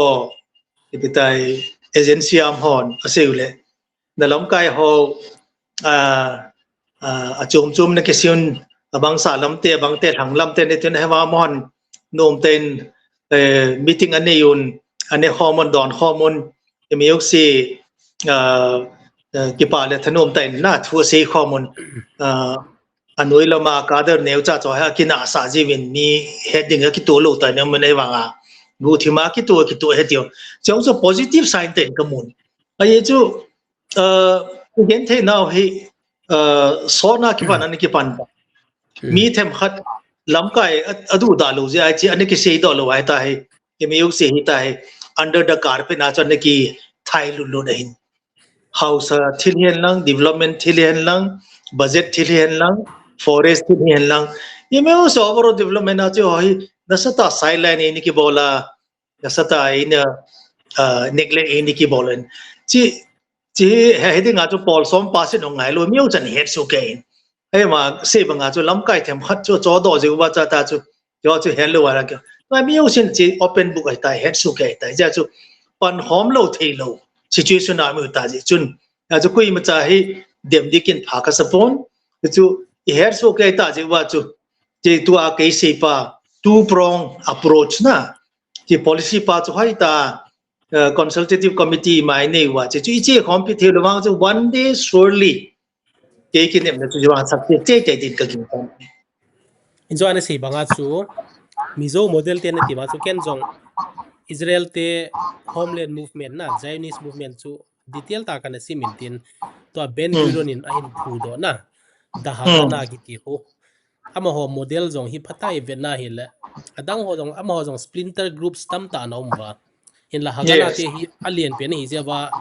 ki gom khom di hung win hung zaw win ki gom khom di tia RBI te to bang first persuasion then carrot and stick ti to bang hi to bang a bol the di le na adi chu aniaw ne ho hi thaguma hi lowa violence hi lowa convince bola anob lo te wa le hun carrot and stick policy ti khat hi hum le pha thei hin abanin sar nang hi tun na retire na jong so tan ka hin do zo se na nga ding ai imacha confidential ta pon ti nung voi nung jong ai ta na experience one hin se de ba win na nang exposure hi avas ma jengin na mudanin to IMT la alam kai lian pen pau na thal choila alam kai lian be pau ningkhan simre ama hi thal langa alien thal cho langa lian pen hin nepal langa jong na ki man khai na nang he danin ama ho thal cho na line hi na a trail hi ti dan ham na namat dan jong na seitan ila to nang phat lai le tu chana na gin cha dana hoi lai pana thala cho wa hi tai kining thing se lai ta koi den a koi jungai dem ikhat hi chu mo hi ipitai foresight general planning committee pate cha nei wa man kum som hi ang lung ding hi hoi ta plan ball thi un tin tua abai lam pen head ding ba se le tua acha hebrona hello le cha India sungam ho India government to kyu wang wa hi phun thing teo loi asol do wa China lama mi jani to phaticha golhang ahat chet aphasit asol wa to hi amo loi ku langa kho mu wa langa hi te ka pia te se pu thia koi na khat ho pu la mo thung lu no te ko bor bol beauty plan ni chong su ti he do ngai teng le ani na to mo hin ipitai muntina le se chunga muntina he Philippines yan lang Nepal yan lang Thailand yan lang America Europe muntina ko mo hin adi dia tangkun lam le khathim do ma smart dom se hi Bible sima so chu Bible sima so lo ko na kana gin mo lo na bon ta theology sima so lo mo hin muntina mo ambassador tabang envoy hello agent ba so ke ya chu amo ati Bible si to cover na sata ati ko ke tu lo amo hildang amo post hello amo ho ikhat propaganda na hoi ta hi spread the ball tinglen agent tam ta aki mutu piwa thal ho cho na di hoi abaya bai lam hin adi dia iga si aile देखे चुका है अमेरिका ते हेनलंग चाइना ते रशिया ते तेंगले इजराइल ते ही दे दिया स्मॉल आर्म्स होय मा ही बाइलम ता के छथि ये जो कि तम ता एक्सपीरियंस कने नहीं जे कोरेना का पोस्टिंग ला जे का एजेंडा खत जो स्मॉल आर्म्स होया को ना इतिक प्रोक्योर के बोल हम दियो ही के हो न तो खत नहीं जे आज अच्छी जे नलमो जो हो एजेंट हो तो तले से चुंगा गाले इदा की सार सानम तेले अमो से आने की साने लो जो मो तो आकसे गम हो चुन अथल वजु नोम जे वा जो मिया की सार से वा मिया अकिथा से वा te le both side na pa thalo to ju wai ta chu industry lin ta hi chu ya chu chi hi da ka se banga chu ho hi loi ho yong hin mun ti na hai bible sim da na chu mi so lu ba gam nu sa he zen ne chu contact ane so ke chu a ko na chu through a chu ama ho align chu atela wa align chu ki hong jing ye ngai chu ai chu mohon phung dang za dang bible sima chi lo mo ho boi ti da na bible sima chu hi ya chu mo chi hom tiang na na sa ta ngai pe tai kana to lai chu ho investigate ane ki bol hin tin thil hi lung lu ta i khat i ho la hele amo ho policy hi asaw dan agil dan he domin chi keu se chu hi lo ba te la mo ho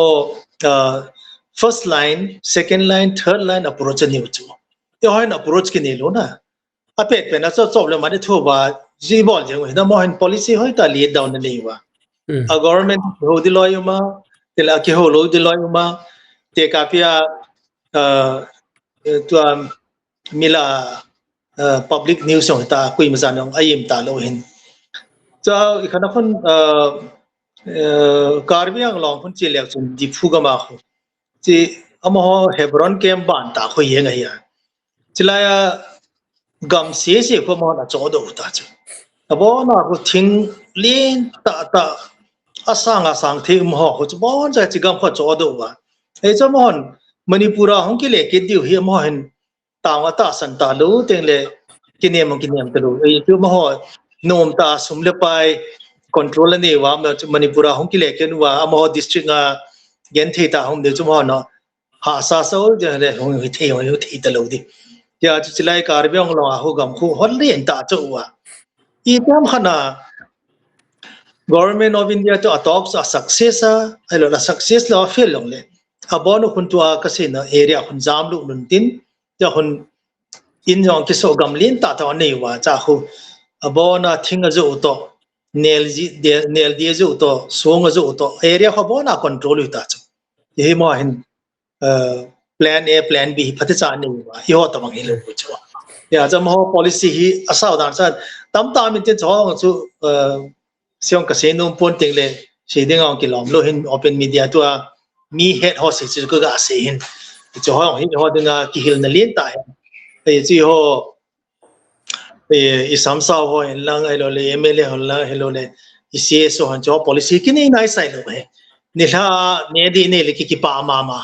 chi chana bo chi ki chai hin te a chu tham cha kat highlight ga mo le to nen se le sir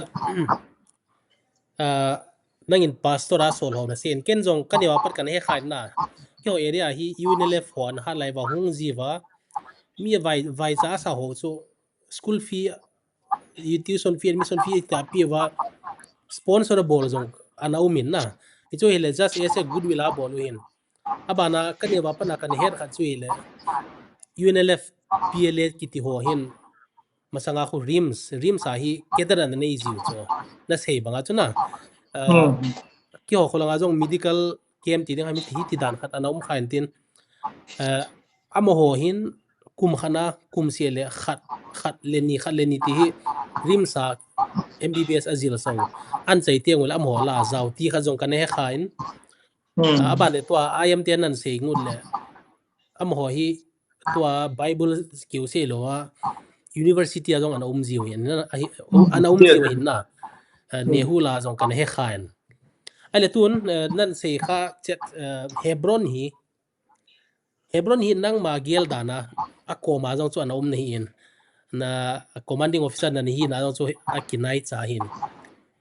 ko hebron hi ito banga well defended ham parate sola para commando ho sola mohon aga chai jeng thei lo ham hello ito bang police yu mai ta hi tu chana hebron kitia nai cha khanau ma gas pani koma medje fema chu ita safe ta ki koi thei ham wete jiwa hi government policy ya na na se banga chu e nei infantry officer hon ja chu be ha kalam ka paw ki se le bo thut policy hi ha gel hona ที่ก็ไม่เห็นบอลไหนใส่ลูกเด่นทิ้นจู่จิไลจู่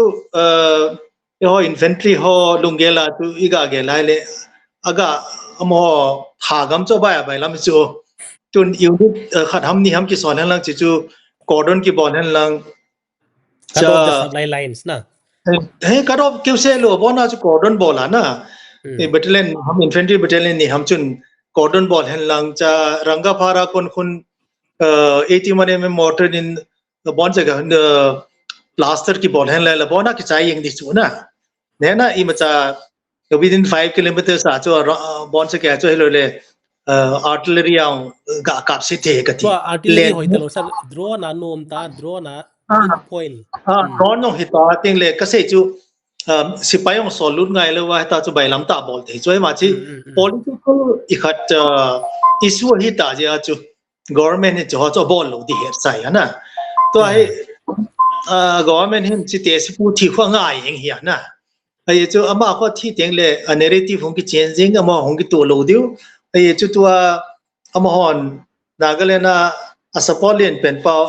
len pen tribe khu semo ya vele tin semo i ma cha pang lo wei chu asot to lo la bo pang wen tin alam kai jo se khu vele chun tang kun ho ya na itu apa yang itu cia all mau ki withdraw wa faction tum cumang ka pangwa tele tribe dang angami ho henlang au ho henlang na ta chu chika sang ho so all ki withdraw wa tai atam zo khu faction cuma unification ti ho po khu ka pangam ho ta chu itu amo no ki head so ke wa tang kun ho henu dang ho no head so ke hintin itu nang se banga chu amo a kemu ga kap sin na ga khachu aba la ai ba ka se ba cha mo ha chi dan chu at any time ma mo ho bonu wa cha hum lo chu na to ka se wa chu phun thing te alai chu mi jani selected government form thei ding chu da Burma chi wa to China amu wa China ten phata cha wa mu wa ting le amoho a leadership yang khu asunga kho bon cha kya khalo bo chu ma khone he no chu itabang ipa special ops hum the yo he non tin ya che Dimapur town la ki sel loi ai lo to ka se Karbi Anglong la ki sel loi ta mun jo sa ki ho ma a chi them cha khat bo hum ji wai chu ji i he them ngai chu ma ho mi ngol hi lo bo chu ya chu khat vi mo gabulu a ka chai do di hinai sa le chu ki bon han le a government chu na seta kisumen siding tengle human rights mon hoita imuse ni so ke na ta cha propaganda cell media cell jo ne yu so cha hin til khat ga ati no men selonga ka posting la ya so ipitai Livingstone ki tipa to mo cha foreign secretary ne hintin chi phunting simrang te jo ama captain la hintin trong kha jama chu chi wa mista phoi ta ma ni cho mat hoi chu ai la mo ni chun pau dang ke po ve yo Manipur kon ke Manipur pau to tang kun pau bo ke ta pang ta yeng ai la DGP pau chu Mr Silos Meghalaya police chu kapu mang khulin media ama chun ka DG pau ko ma major sit lo chu ka de interrogation ball din tia chu ke chi hum ko wa Silonga Central Jail ko interrogation bola ka team ho chu ta ka chi chu ka chi wa hai le mi mu wa chu ka te pau yo se hai nu sa pau nang je na tho kol pau nang je na tho ting le tang kun pau sentence ni le thum ka he dong chu bon se ke chu na ke ka ma na ka ke hu lu wa I ma cha pau hello lo he ta chu pang yo within 1 hour asama ko na Assamese so advocate hung pa yen hai chu na building ha chu amo tem khat ipiga ti organizer hi dan to ga sei ko de tabang organization chi hin tin chia you cannot just take them for granted na ya chu akem gabulu ami tham khan ga tha mana cha movement ki chai di nai sai lo chi chu India government so head ma hin tin iho banga the su ke ma bon se ke kul khu yang ki ti lo chu khu selected leaders ho chu turn by turn na cha khu muwa apa ma omloi sunga omloi na ta chu bon te organize ta mo chu ye chu yo head ding au pha ka se ตัวนั้นใช่เลยกี่จงมณีปุระกันนะ posting หลายนิ่งทุกคงกับบัตรเลนเฮดกว่าตัวน้องมาขัดเวฮีI amเดียลำไก่ขัดกันน้ำมันขาดจูกำมัดขาดจูน่าเสียว่าจูบอลจ่าทูตำตาโดดิกิติจูหมอ connection ด่านพี่เฮ้ยหลายแล้วปันทำ zero สิปันนัดได้เลยก็ว่าด่านหงอันนั้นหาดอฟินุกิตินะFIR จงกี่บอลมันเรา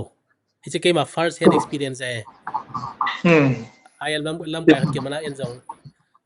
ทุดอนันเนี่ยทัลหอยหลายๆจะปังหัวมาทัลหอยากอยห้ามมีปีห้ามตีโดอดีนวมตานบตาเดียดานาบอลาที่กิเกลเลยช่วงหลังห้องหิพันเลย we know นะ order from above higher headquarters release ที่ release หิเจียงนะอะไรสัตว์ผู้หินนั่งมา expertise นะนั่งมา head เกลนั่นลำจงหินตัวนิ่งขันสิมเรฮี army chief อาปันิน retired ตันคนเรซังสะดังอิน replace บอลินนะอันนี้ว่าตั้งคุลเล่อุครุลมีฮีวินอาบานินโมบาปาฮี vs เตมิน vs เตมฮีนำเด็ดไซตันขัดป้าทีเราจะจูอัลลาในเราเห็นนะเอมิเตียอาดิงอ่ะเอมิเตียอาดิงไอพีอีตัวบางเอฟเฟกต์เดียงอันนี้กินจานำแค่เหตุที่ยังให้there are two schools of thought นะอาจจะจูมอ statement นะคุณนะ analyze บ่ละเลยด่านที่attempt ที่ more reasonable ด่านในกิมมุนไอ้จูจงstatement ขัดห้องเสียงจูตัวสันเตโตกาลินีจูว่าอามาได้ใช่ขัดคุกี้ฮอนseparate administration นะทุ่มว่าจุดจันพูดนำมา separate administration นะทุ่มเลยกี่ฮอนก็ support ด้วยนะไอ้ว่างที่การพูดพิลัมเตียงโนปลัมลังnaga contiguous area หัววางฮีจะหัวอามาเนี่ยมีเที่ยวจะกี่หัวก็มาจงเพนาวินได้ว่าจูมิน separate administration นะทุ่มแล้วก็ support ลงเดียตีอย่างน่ะจงจูอีจันก็ไม่แค่จู positive in กันล้านไอ้จู first time มามอนอีหัว movement ให้ acknowledgeable อีกแค่ไอ้จูอามาสปาตัวเตะสปูบังคูanti ฮีจูอกิเฮนกูกี่หัวฮี refugee ฮีเวไอ้ลูก illegal immigrant เฮติโอฮีอามา statement กูตั้มตาในกิจการไอ้จูจิอามาทุกอย่างคุยกันอีเวกี้เลวังจูตัวอาถาอามาเคลังเคลบนป่าวเต็มฮีนั่นสัตย์ reasonable ให้ลูกเลยอีกฮะอีหัวดิ่งจงเทมขัดอีกฮะ soft corner จงอันนี้จะที่ทำอย่างกระตินอีกที่สุดเกี่ยวกับนี่เกี่ยวกับ assessment เนี่ยใช่นั่งเกี่ยวกับตัวกี่บางโลเซนินเกี่ยมูดานขัดเอาเมียนตัวมาสั่ง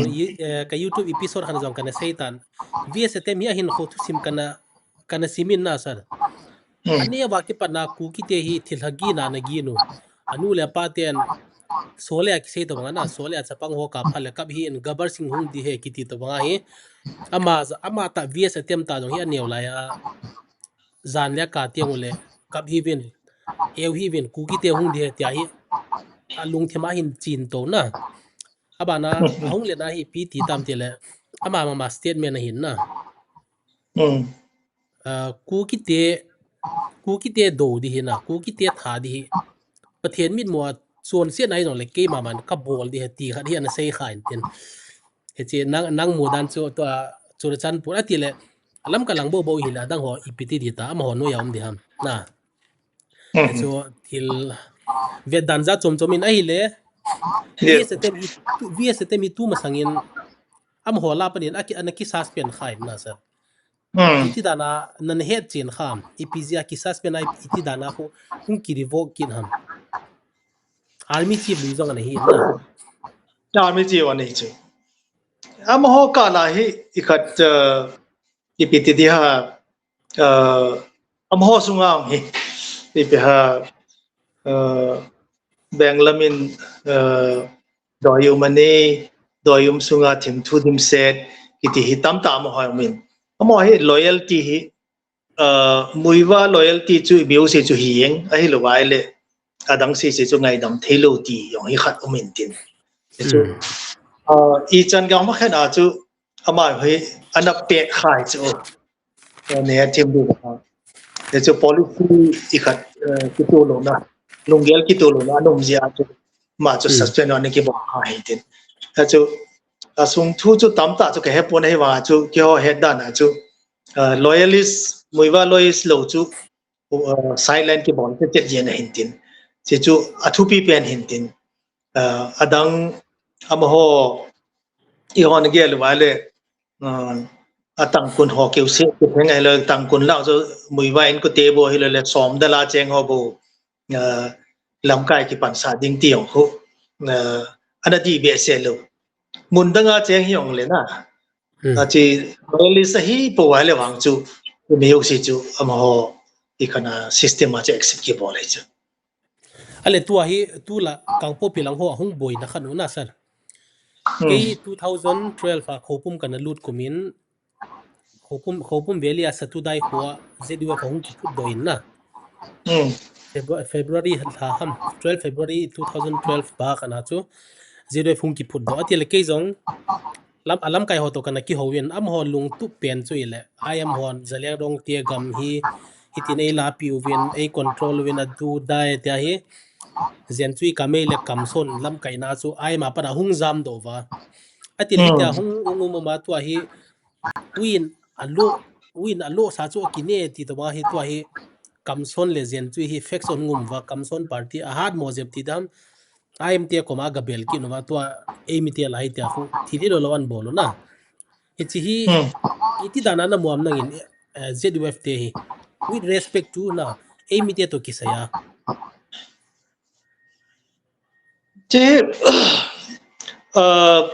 so na ki padawang chu chi ahung di mong hi dio ya ne ki na ai chu a government policy yong hin tin tele agency ho policy yong de divide and rule hi government ha chi pi mong hin tin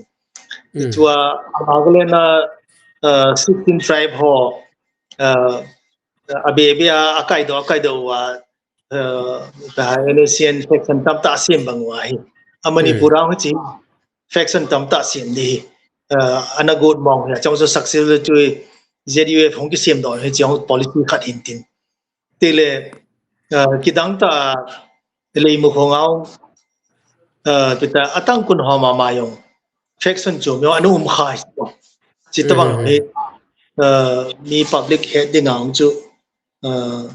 iti ga ti ha to abon he imacha ti ta ti la chu joy confidential ngen in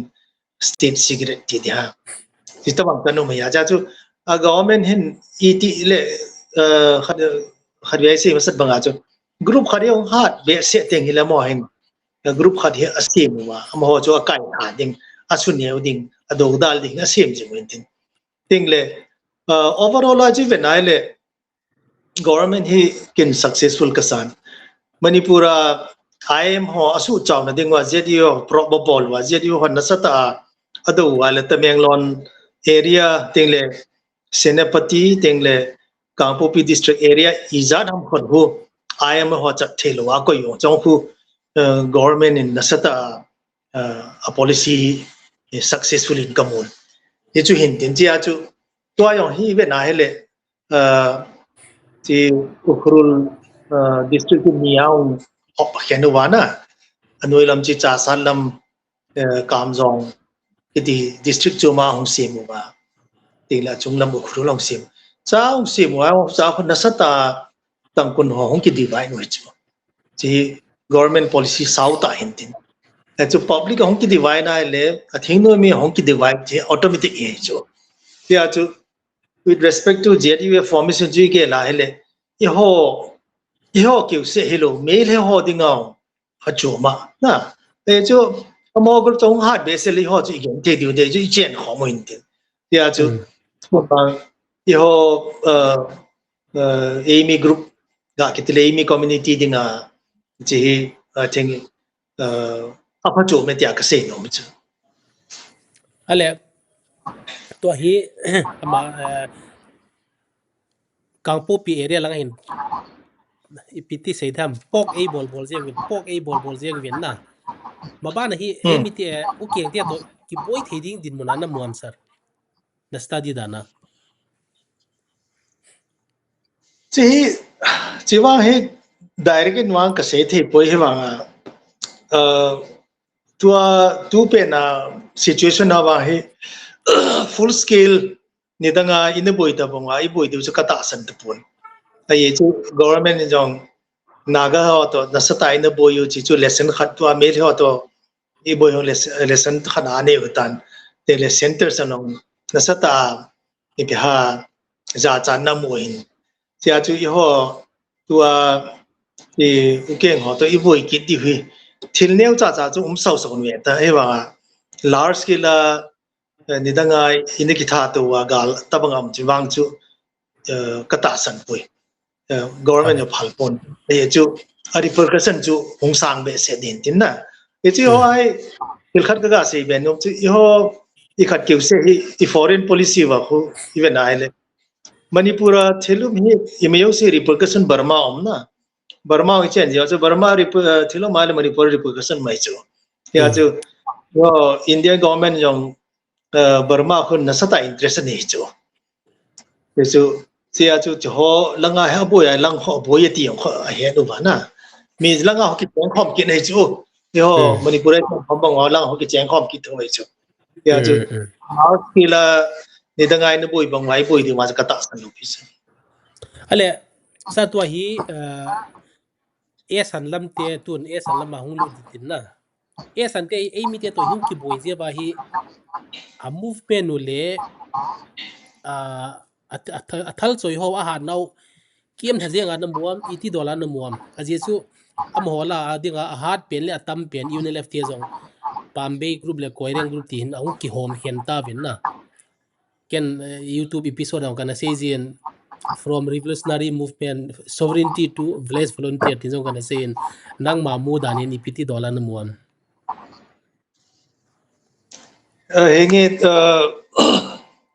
to se relevant ta question hin amachan cha chi amho aswan to ahat now weakness se ma sangjun tua hi kum thuma hung hi jo wa hi me le alongel the jo si ting le themkhat aching do mai le intellectual ho hin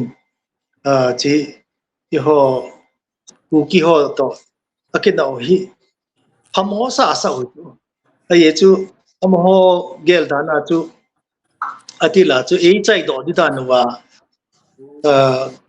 hapta khar hapta ni ra khat nga chai do di dan ai ne gel le amho gel chu to ina ba lo chia chu tu ai ari percussion chu all ola history hong ki phong ke na amo ai kilometer zagu ka som nga sunga bu di dana te mo thune na leng pau thune nyau chu history book tam ta hong ki phet do mo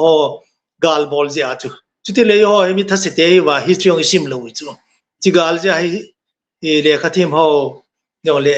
history na sim ong sim do kin le so tam ta kyong se do kin na ai chu leng pa kun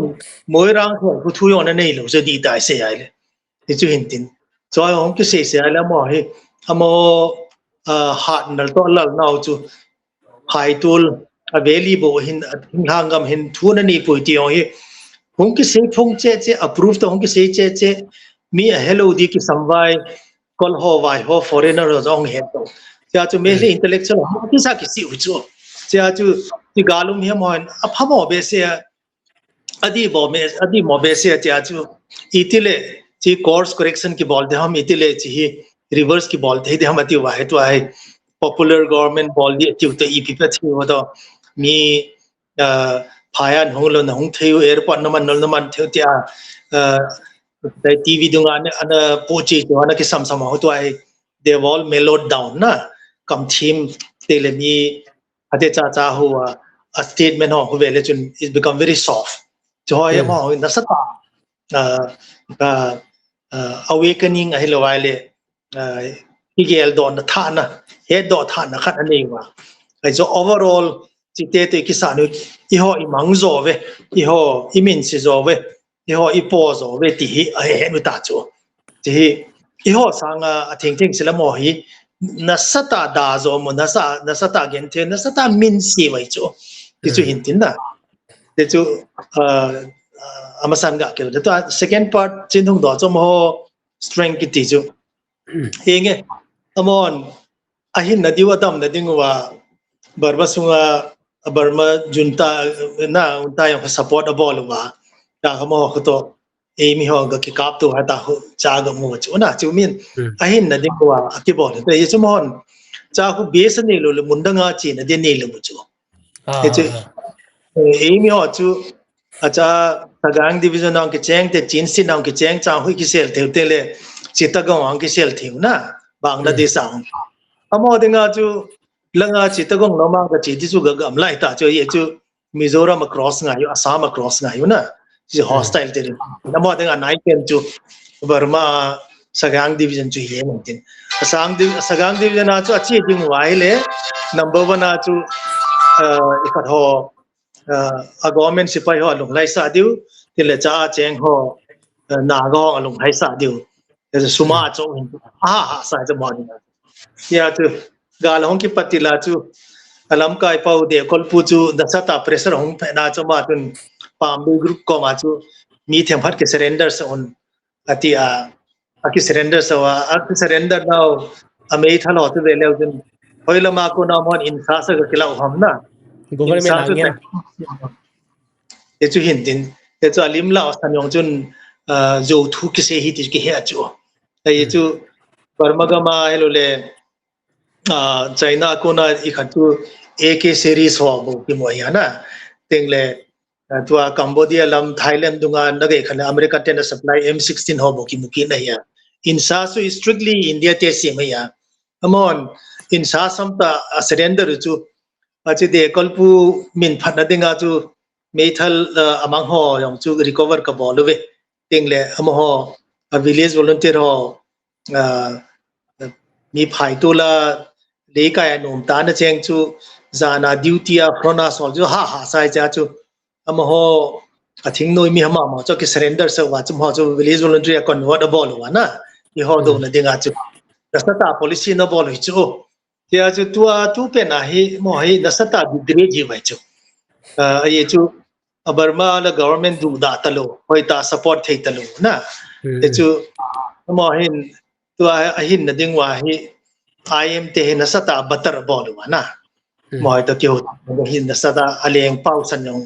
ga kholai leng maga se hin tin e chu I ho chu la I position chu a call gam hen lang la India ga li position angai ngai na gal ma sa hiti mai mai tu ang hiti mai mai ta an jen zai mo chu ai ma cha me le ho dinga chu na sata great hin mo ai chu se banga to aki surrender hoy government yong lo tin aki surrender ho choi ta record ke bol kin heta chu cha cha mo thingya ga lut ki diong chu thil bai la milo chu e chu na ki surrender ke na nu la pa na naw no u aboj ga I mean kui khwa na chen ham ki da bolam ta za adar ka chal gaya ni adhar ka ja kya ja chu na ga lut ki chu thil bai la milo chu sia chu we discussed on point he am holding it's a very what do you call degrading hello le amo movement dinga chu degrade na sata ki policy ta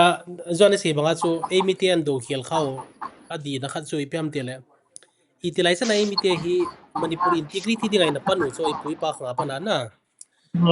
u keng te khoi le a movement to ipi to Manipur apana poding Manipur ke se lo wa India ke pana poding ti lunggel ten hi ven na san to hi to nan sei to hi le esan te hi ai to a movement ke mudana wang chu a ki chai to bang khanin kamun tu hin mabana hin nang mudana mabana ipihung ti ding anamuam cheng khom ki thei da anamuam situation chu ipihung ti le normalize in ahungum thei dem well normalize chu EP ham chu define nga in tin na chen khom chi di May 2003 masanga ina chen khom ta bang bang tu a hi the lo du se het sa ya I ti ki se lang ki se su ki se to yong le du hi the ta lo din tin ai zo ma ho jong I ho ga ma hong cheng lu the lo ding phaya ana cheng ho hong jam da hong ga lu the lo di ai chu na ina ga cheng yor chu ki cha ta ate ka na bai lam pen chu Kashmiri Pandit ho government in pitai JNK pitai hungkile kin tiwa protection api wa ina imeyo se abol wangwa che ki thelo ache sun suno boyu a JNK abona hutile yo phai tu la che wang chu zan khanong ki mu thelo hin che ja chu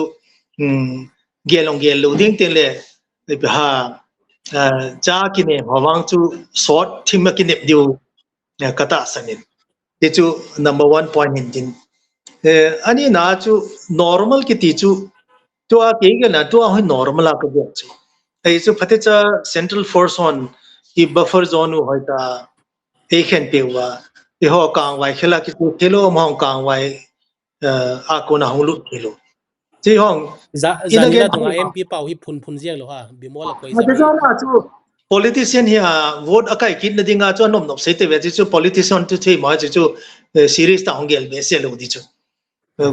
MP khat ki acha police SI ho to bu ki hong nil mai mai yong chu thu pi ka sa be se na chu chu chu mi tan tin to aum dan chu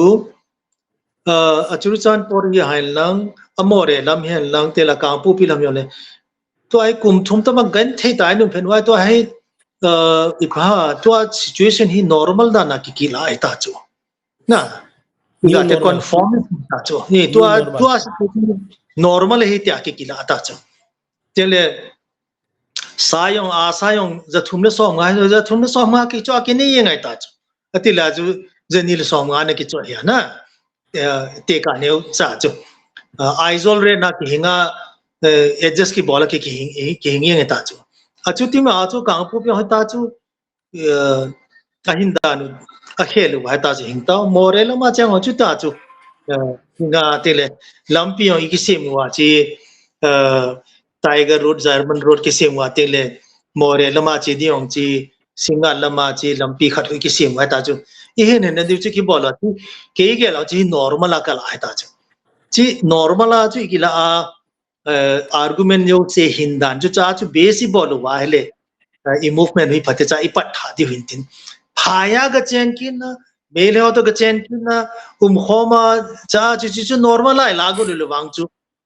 i movement hi ma cha chi ko do lo di chu to i hindanu to situation chi pai normal hi te ki la wa cha ko nai ki pat tha ule te le bu i lunggel yong de mintin tengle i movement yong success this zo anan sei chu hal khat ken hin hab beleng Kashmiri Pandit te hi ke jong Srinagar la kan khain amo hi ainu a hin dal ha wang vai sar koi masan ainu la pi lo cho ina tam zo hi a ho mai ta khali a kewa ma na a hitan dan au ma koi masan ina la pi lo koi masan ai chi in muna chu ba ta phata ni hi ja chu koi masan in tha sa lo imfala chu la situation chum be ki na ale chom lama nan don budingin tu hin ama ho e kama hung chiang talo di ho jong phai ho songa ki chiang talo di le koi tuong zo koi mang zoi na mudem well mon ke la ba chu ati ya chu manwa ni ai tu no chu a theng ki se le ai chu mo hon thing lang gam tu sum lo na ki ve na nei na te ka pya lam ka ni betai zu khazu na industry cho mo na control wa emi ho yusin ju chi ku choi don yeng ho ya tua amo ino do phenwa nui za dong the ki sele zu khasim dan yo ki them chu wa yo jong izu wa mi normal life am thu chu na tele ni pe ha thing ti diong nei talo me hol long nei talo jong la san long nei talo a thiu yong le a ki ha na du thing nei lo wa i ho thing lang mi ho banga le ko lai wa ki wu yo ta chu जो हिंदू धर्म दे गा जो नसता इपा इंसाली जो ना मैं आके पालो जो मोह से दान ले वान गम काय लो दी दाना की ये लो जो तेंग ले क्यों से जो हिलो वा अपाई तो सुना तो मोह ले का या चेंग हो यार से बंगा जो 100% ना जो मोह atam dan jo almost 70% here wa jo paitul sung jo only about 30-35% land aju cheng wa yo chu tribal se naga to sim formula 35% population chun ni pha thingthangam 65 to 75 70% gam occupy ibol ya na hita ji ge la hele yo jo overall la them cha khat iton je mom kati jo ai ju tun te kapin abai lami ki sen lang Indian territory thumbang hom the lang Kashmira ke ho bangkon mele ho Indian territory chompe phanang naga ho chompe lang kuki ho chompe le chutele anaga ho to akuki ho chu iton zo na lai chu ai jo phaya chu expand di umtalo hin na amola ami tam zo hi je wa chu mi osi jun cha thumla li hong ne ai le in hong son diu gam hong dei be diu amo expand diu lo chu yo chu vertical te ka expansion New York ko banga vertical expansion vertical som ni na sa lu wai le hi thei talo ana go chu Nagaland na ai theu le chi thei mai thei na yo chu aku ki group chu Mizoram la ma chi thei mai theu na te le maybe Assam la mai chi thei mai theu me le ki diu dia box tin na a che na diu lo chu ache 650 square mile chu square kilometer as nang sei banga chu vertical into a song a sa jo diu le thu khat ya chu ti lo bai le thil bai la me te lo chu lok ta nga hui in na ga sa na chen the lo in tin ya chu overall chu kui mang zom kui tong zom ti chu ase chu hisab cha ha ai wanga chu in the long run amo chu amang zoi ka ti nom chu ki chen ale sar tu hin du thu sam to bang khat na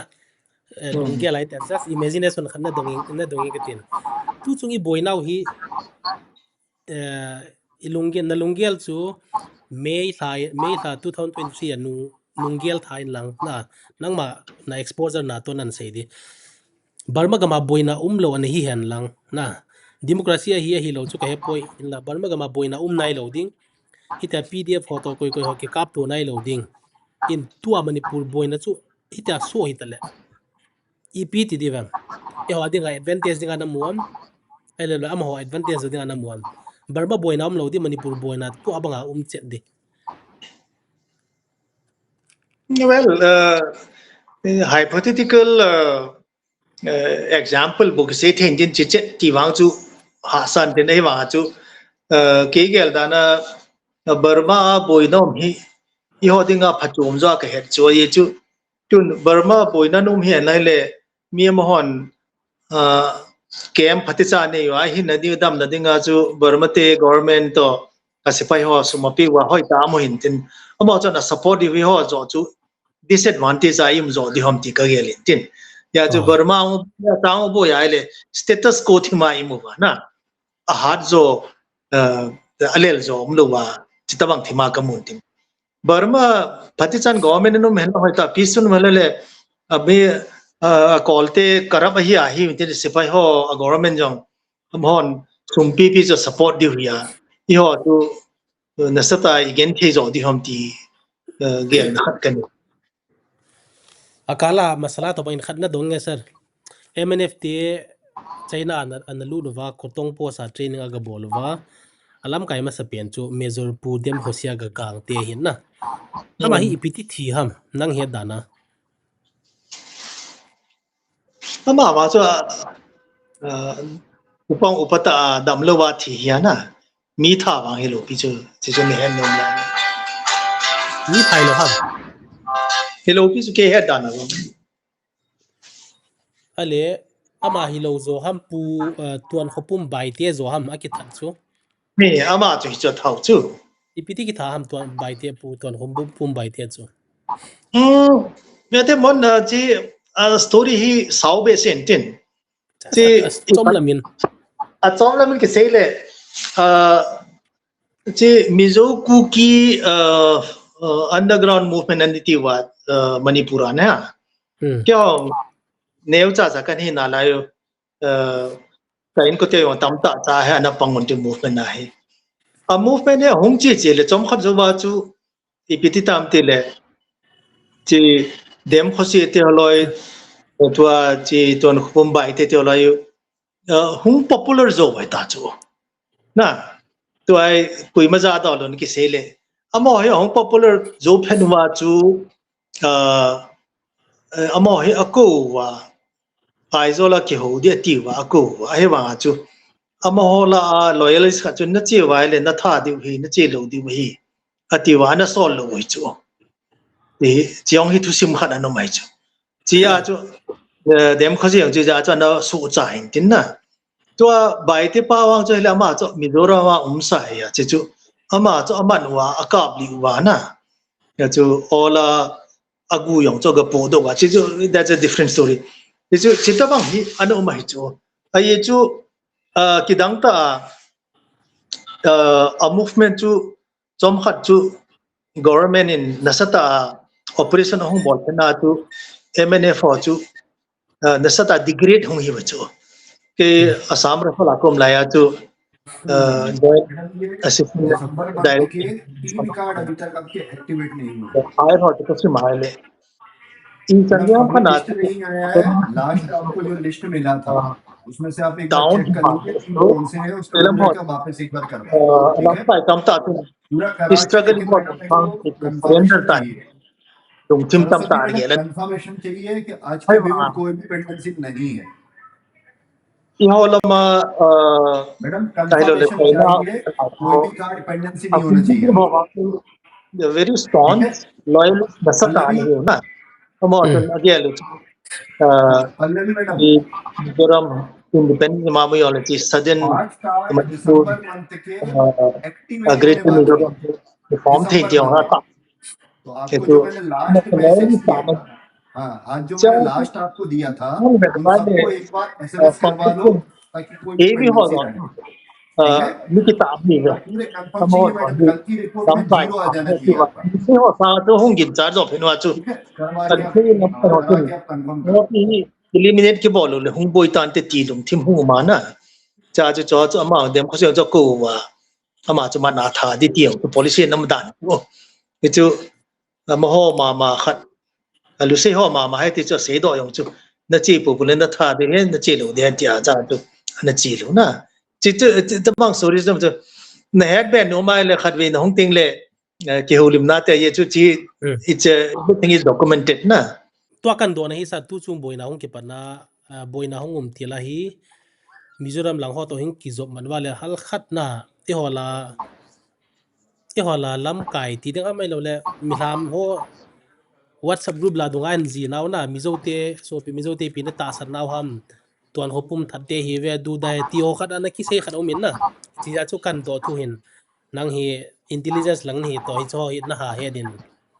ai le tu hin hal chakhat a confidential thimin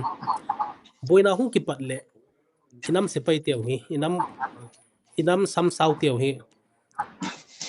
amu ki chai tai ativin ito banga na kisto ko va ito bang din mun hiwa boila to ito bang hiti wa na ginsa nam imagination or just prediction to ham na nga actual fact chu wang chu kui ma cha ne he thia na actually hello just nang actual gel chu na ta hai ma chu public knowledge am wang chu gal hong ki patti la wang chu them khat wa disorganized ni bu chu chiwa hai open secret jo hitan tin tele mei chang wan ki wat tele mei thalu hong paticha ki maintain lo ya ji ho ina ki nem no igin chat ta bang wa ta ni lo hai chu chitu nasata petai public jo he na chu ki pang khoma thil resana ki pana thil mancha de bo na chu ki to khoma to a ko la hin to a ni lesson hi a ke hen wa ma hong ki sim phate jun ti wang chu ka ging chen ei chu igalu hi ni khat ni ya ki chai di thil lo hen tin กลุ่มสปอร์ตต่างๆหลายเจตมอนของล้ำกายของสมัยเด็กดูว่าพิการที่dia muza kasi banga so course correction helwa ne reformation khatwa bol ti ki no katas ไปสัตว์อีกเกี่ยวเลยท็อปิกจงนั่งเฮใน exposure จูที่แต่มีเตียน่ะอีน้ำมีเตียเฮ็ดยังไงกันได้มองเห็นนะเจ้าจูเกี่ยวเลยเฮกาลกับไม่กันเฮเวน junior ตา retire นั่งนี่แหละ intelligence นะ intelligence อันนั้นเจ้าจูแต่ในเฮ็ดเราน่ะใน penetration จงทูเห็นน่ะอาบานินแคมโบเดียหลังนักอุ้มโตรัวน้องอุ้มโตเฮเลยนั่งอาเดียเฮทิลตัวอาเดียทิ้งหน่วย movement หลังเฮ deep and detail ตาเนี่ยเห็นอาบานไอ้ตากันโดนเป็นช่วยเลยนั่งเฮเตียนุ่งจงหิตันนาริตานะจงสอตันนั่งอาดิงาฮิจอเฮ confidential หิตาโลนะ confidential ฮิเบตาโลshare เทอาบานเลยตัวไอ้กี่หัวตั้มโจจงเฮตั้มโจนะเสียหัวจงเฮpublic forum มาทีมเงินมิโซเซียนก็เฮฮิจงเลย almost in public domain ตัวบังหิตันนะดังเฮตัวไอ้ที่iki holim na na beho na adi ai inam mi piten apat chompi diu ta sanomin ngai nom jong omin nang ma experience ho ala sa nam mi te isi an beho na inam pi movement with respect to nam pi movement to keseya isi iki holim na na beho adi ai pi vai la nom na niam sir well ke kasi nom pen chu ipan na wa kita ta panjing ding tengle kisi se to miki dem to hi ha bol da vitin ipan na the phajan pangso ke lai ha na ha de hin ho he chilam pang chu bol povin mi se chedal medium lampang ha bol jo wa hi ibo yo nin e chun